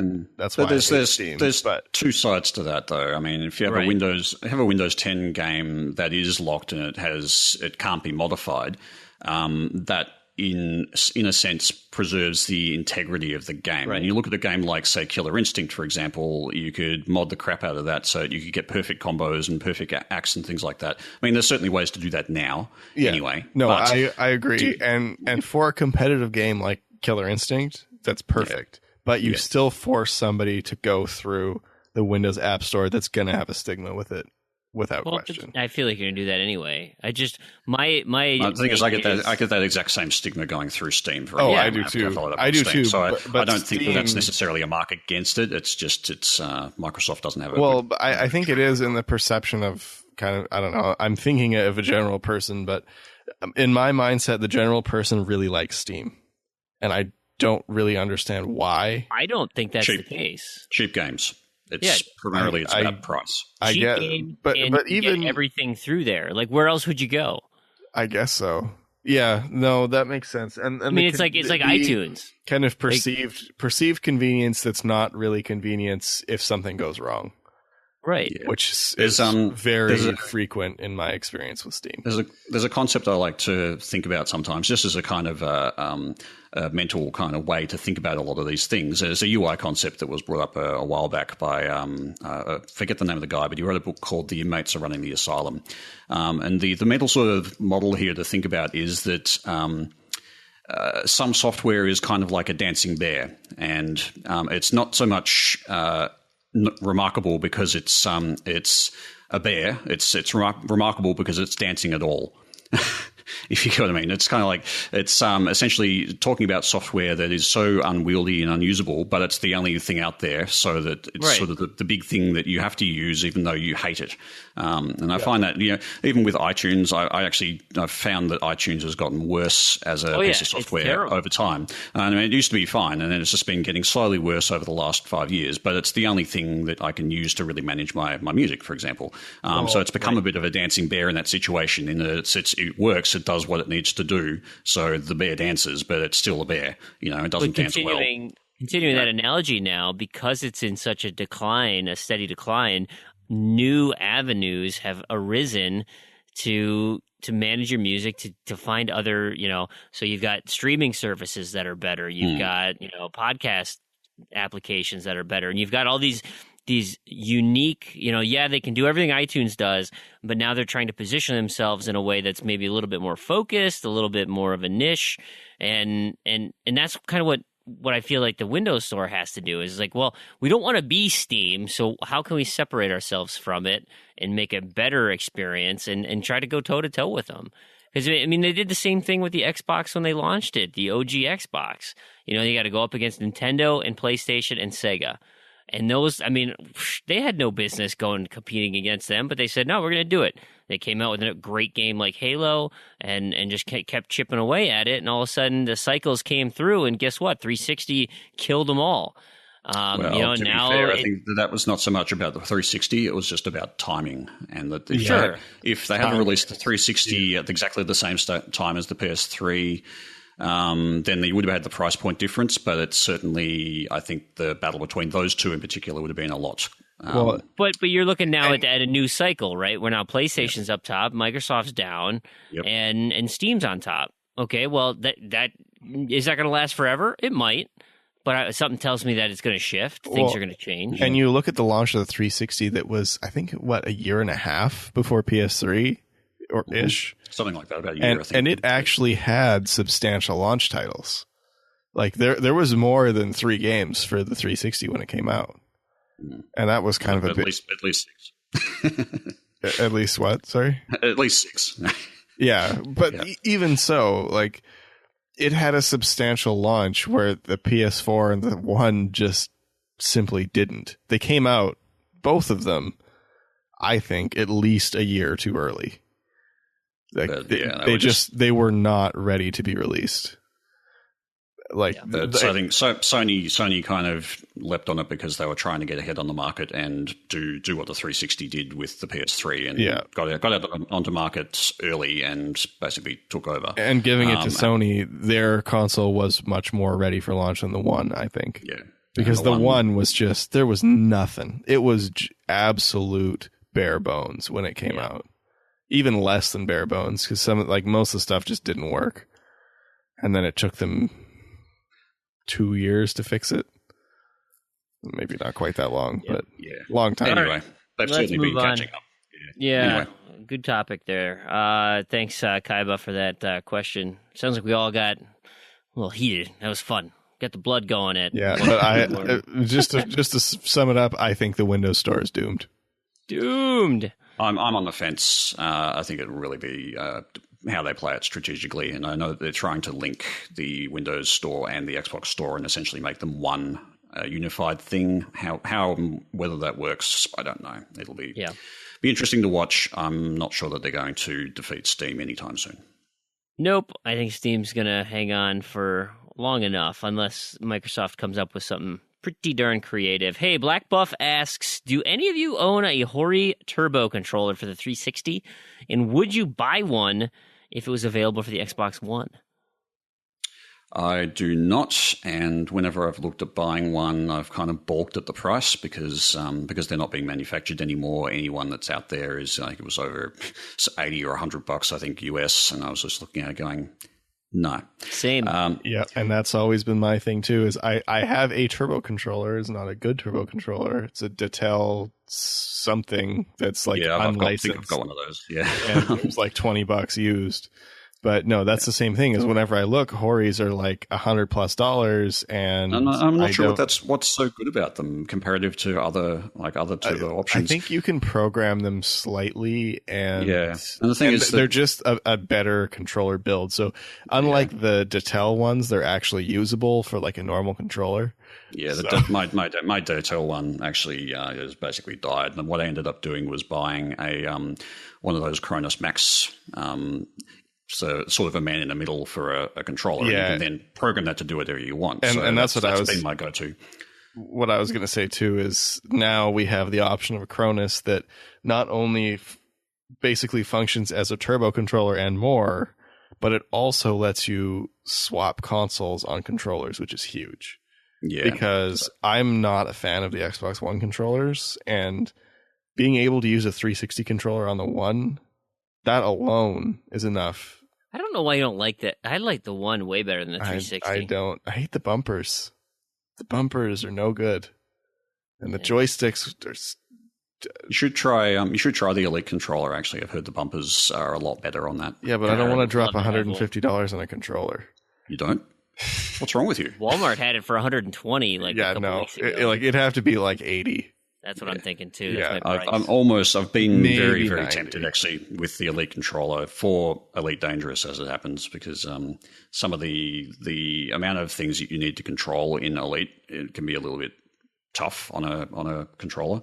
Unfortunately, you can't map custom commands to the extra buttons yet. Hopefully, you'll be able to. If you could do that, then I'd be sold. But yeah, the Elite controller. The other thing too is I will give the one controller. I really, really like the D-pad, and that has really the D-pad shines in Killer Instinct, because without that, I would not be playing Killer Instinct. Period. Just simple as that. It'd be impossible on a 360 controller. Just even on the good D-pads, like the later ones that are those Transformer ones, just can't do it. It's not. They still went back, right? Yeah. I mean, it's a Great. huge improvement. Still not very good. Yep. Where was I? NBA Kirkland. Just Lego Dimensions. And this is actually a question we can't answer, so I'm going to throw it out to our listeners.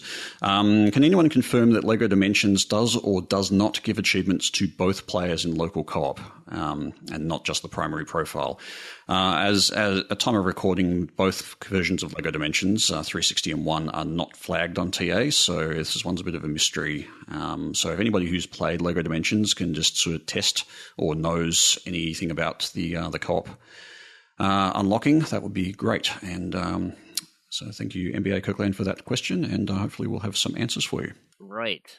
And finally, we got TM Derp. TAPM from XXB16377XX420.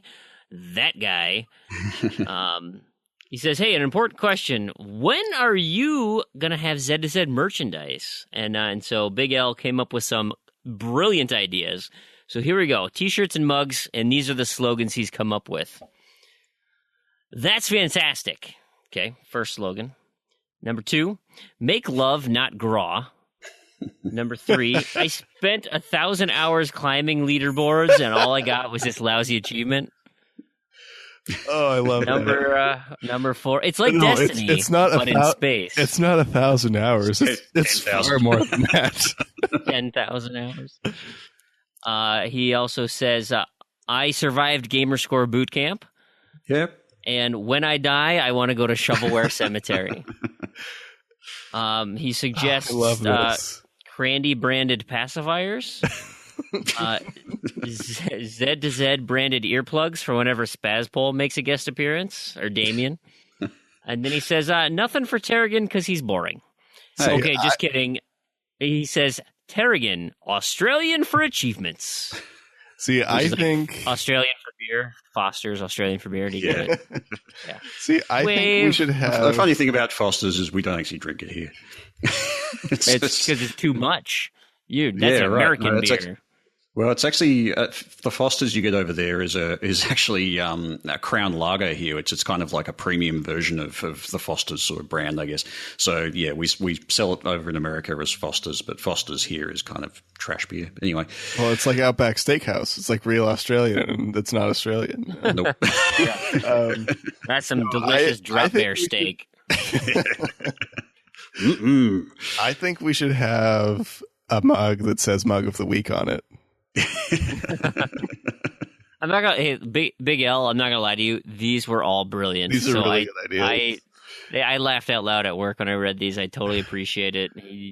So thank you for that. I hope our fans enjoy it. We should, hey, any of you entrepreneurial graphic designers who want to put up some mock-ups of these, do it. Oh my gosh, that would be great. We'll put these in the show notes, and you guys can get creative. I will seriously take a look into options for this, because something we have been looking into is kind of fundraising options.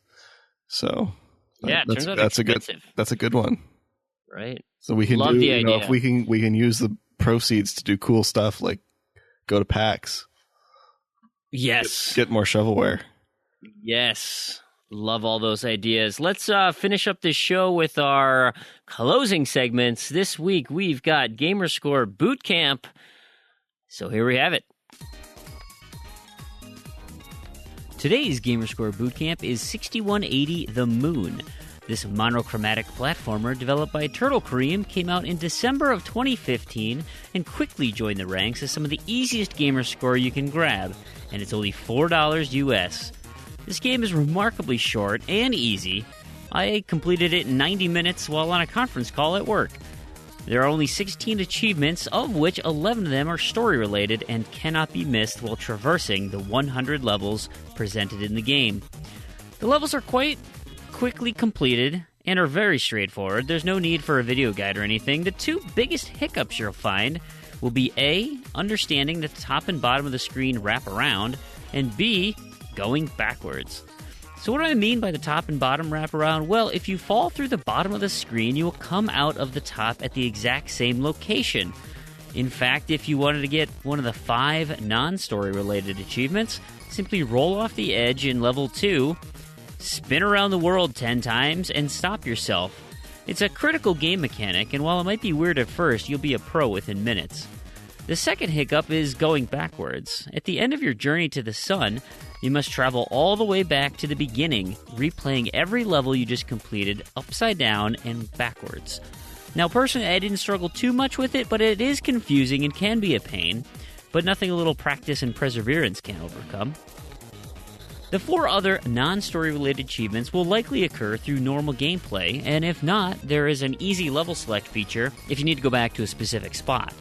There are 2 cumulative achievements, one for jumping 200 times and one for destroying 500 blocks, and you'll likely have both of those before you even get halfway through the game.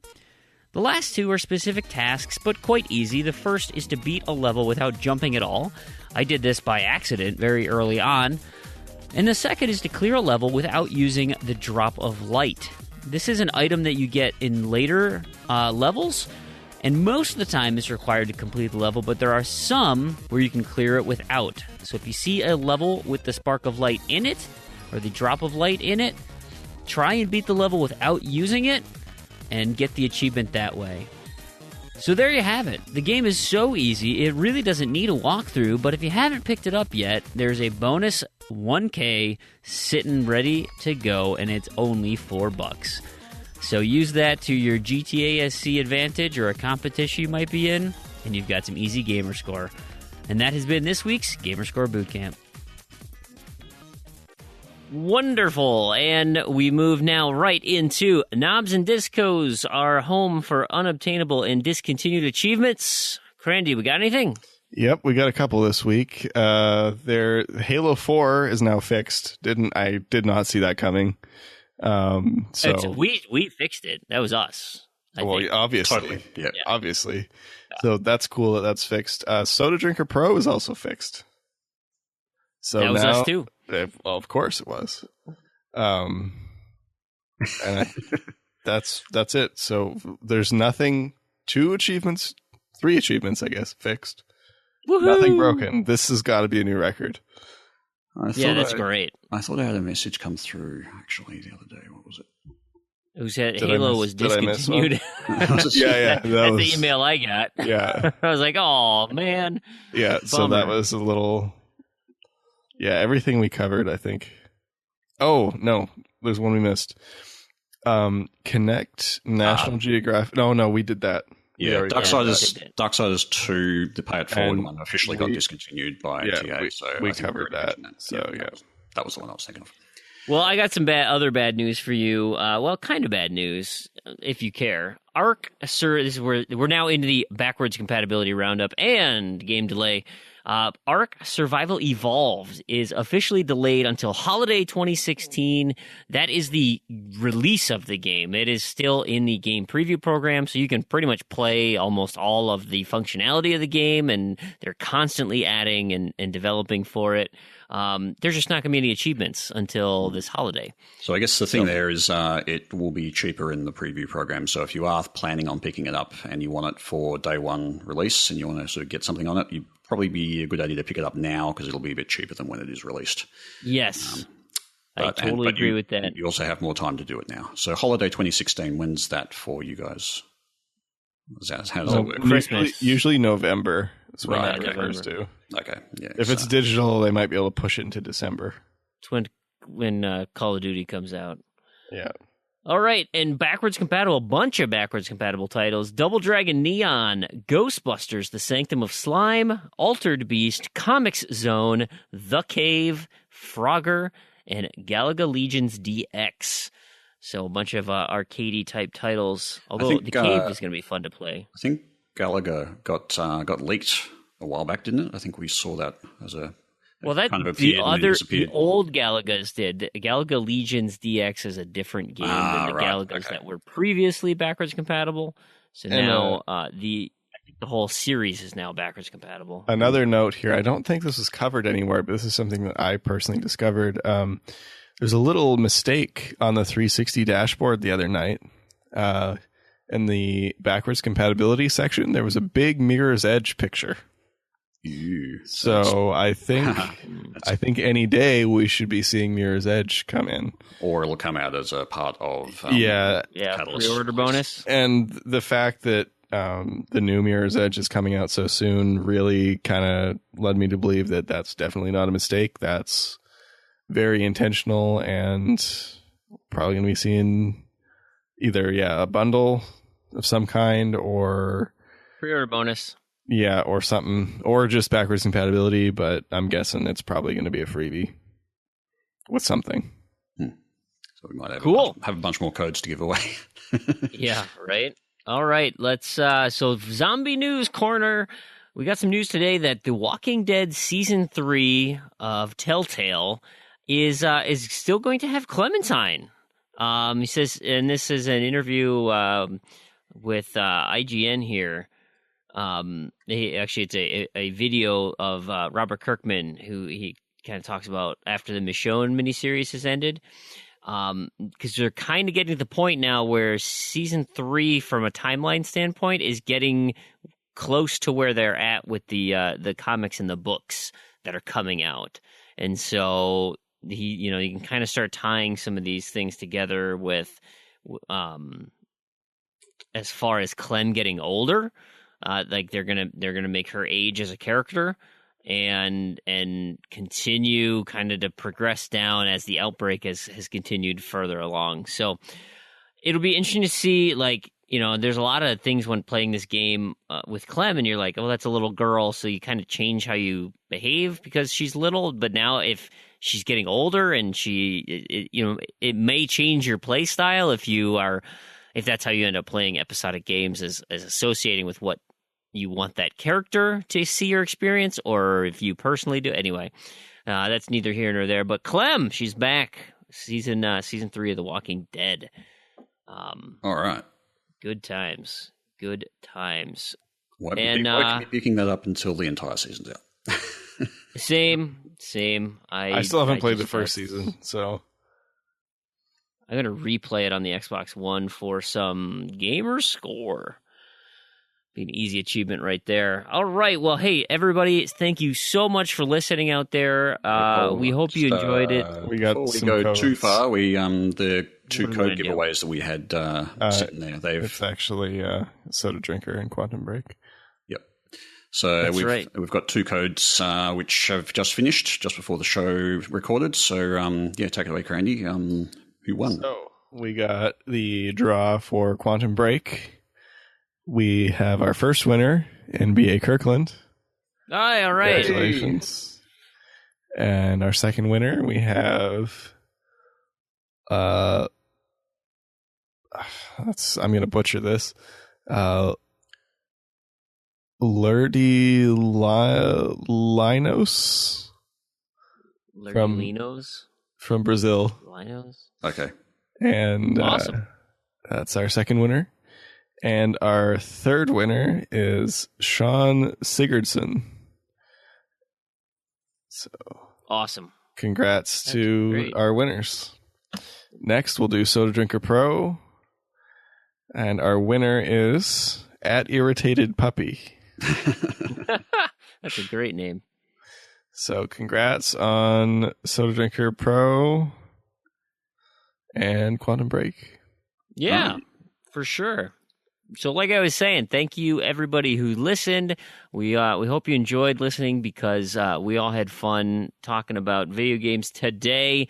It was great. But if we could ask your help one more time, please leave reviews when you have an opportunity. We would love it to hear your voice, to get your feedback, and give you props on the show, because we could not do this show without the amazing contributions of our awesome community. And keep your eyes and ears connected to our Twitter at Z2Z, ZEDTOZED. You can always contact us via email, contact@Z2Z.com. There's that leaderboard set up at True Achievements. Great place for us to communicate with you. But for you to communicate with us, keep watching us on Twitter. Keep watching our friend feeds. Hopefully we can find a place to settle this community in. But best we can do now is linking everybody through social media. And it's worked out pretty well so far. Could be better, but it's worked out pretty well so far. So thank you again, everybody, for all your contribution. We also want to give a quick shout out and thank you to all the sites that have helped us out to make this podcast a reality, such as TrueAchievements.com, the Achievement Hounds, the Xbox Roundtable, XboxAchievements.com, IGN, Game Informer. You guys all helped me this week. Engadget, fantastic. And there's another fantastic for you, all you heavy drinkers out there. And one more, the wonderful, awesome Microsoft for giving us this Xbox console. It is great. And on behalf of Damien, who joined us earlier, Crandy, Terrigan, and myself, Brandon, and to all you Achievement Hunters and Gamerscore junkies out there, thank you so much for listening. We will catch you next time. See you later, guys. Thanks for listening.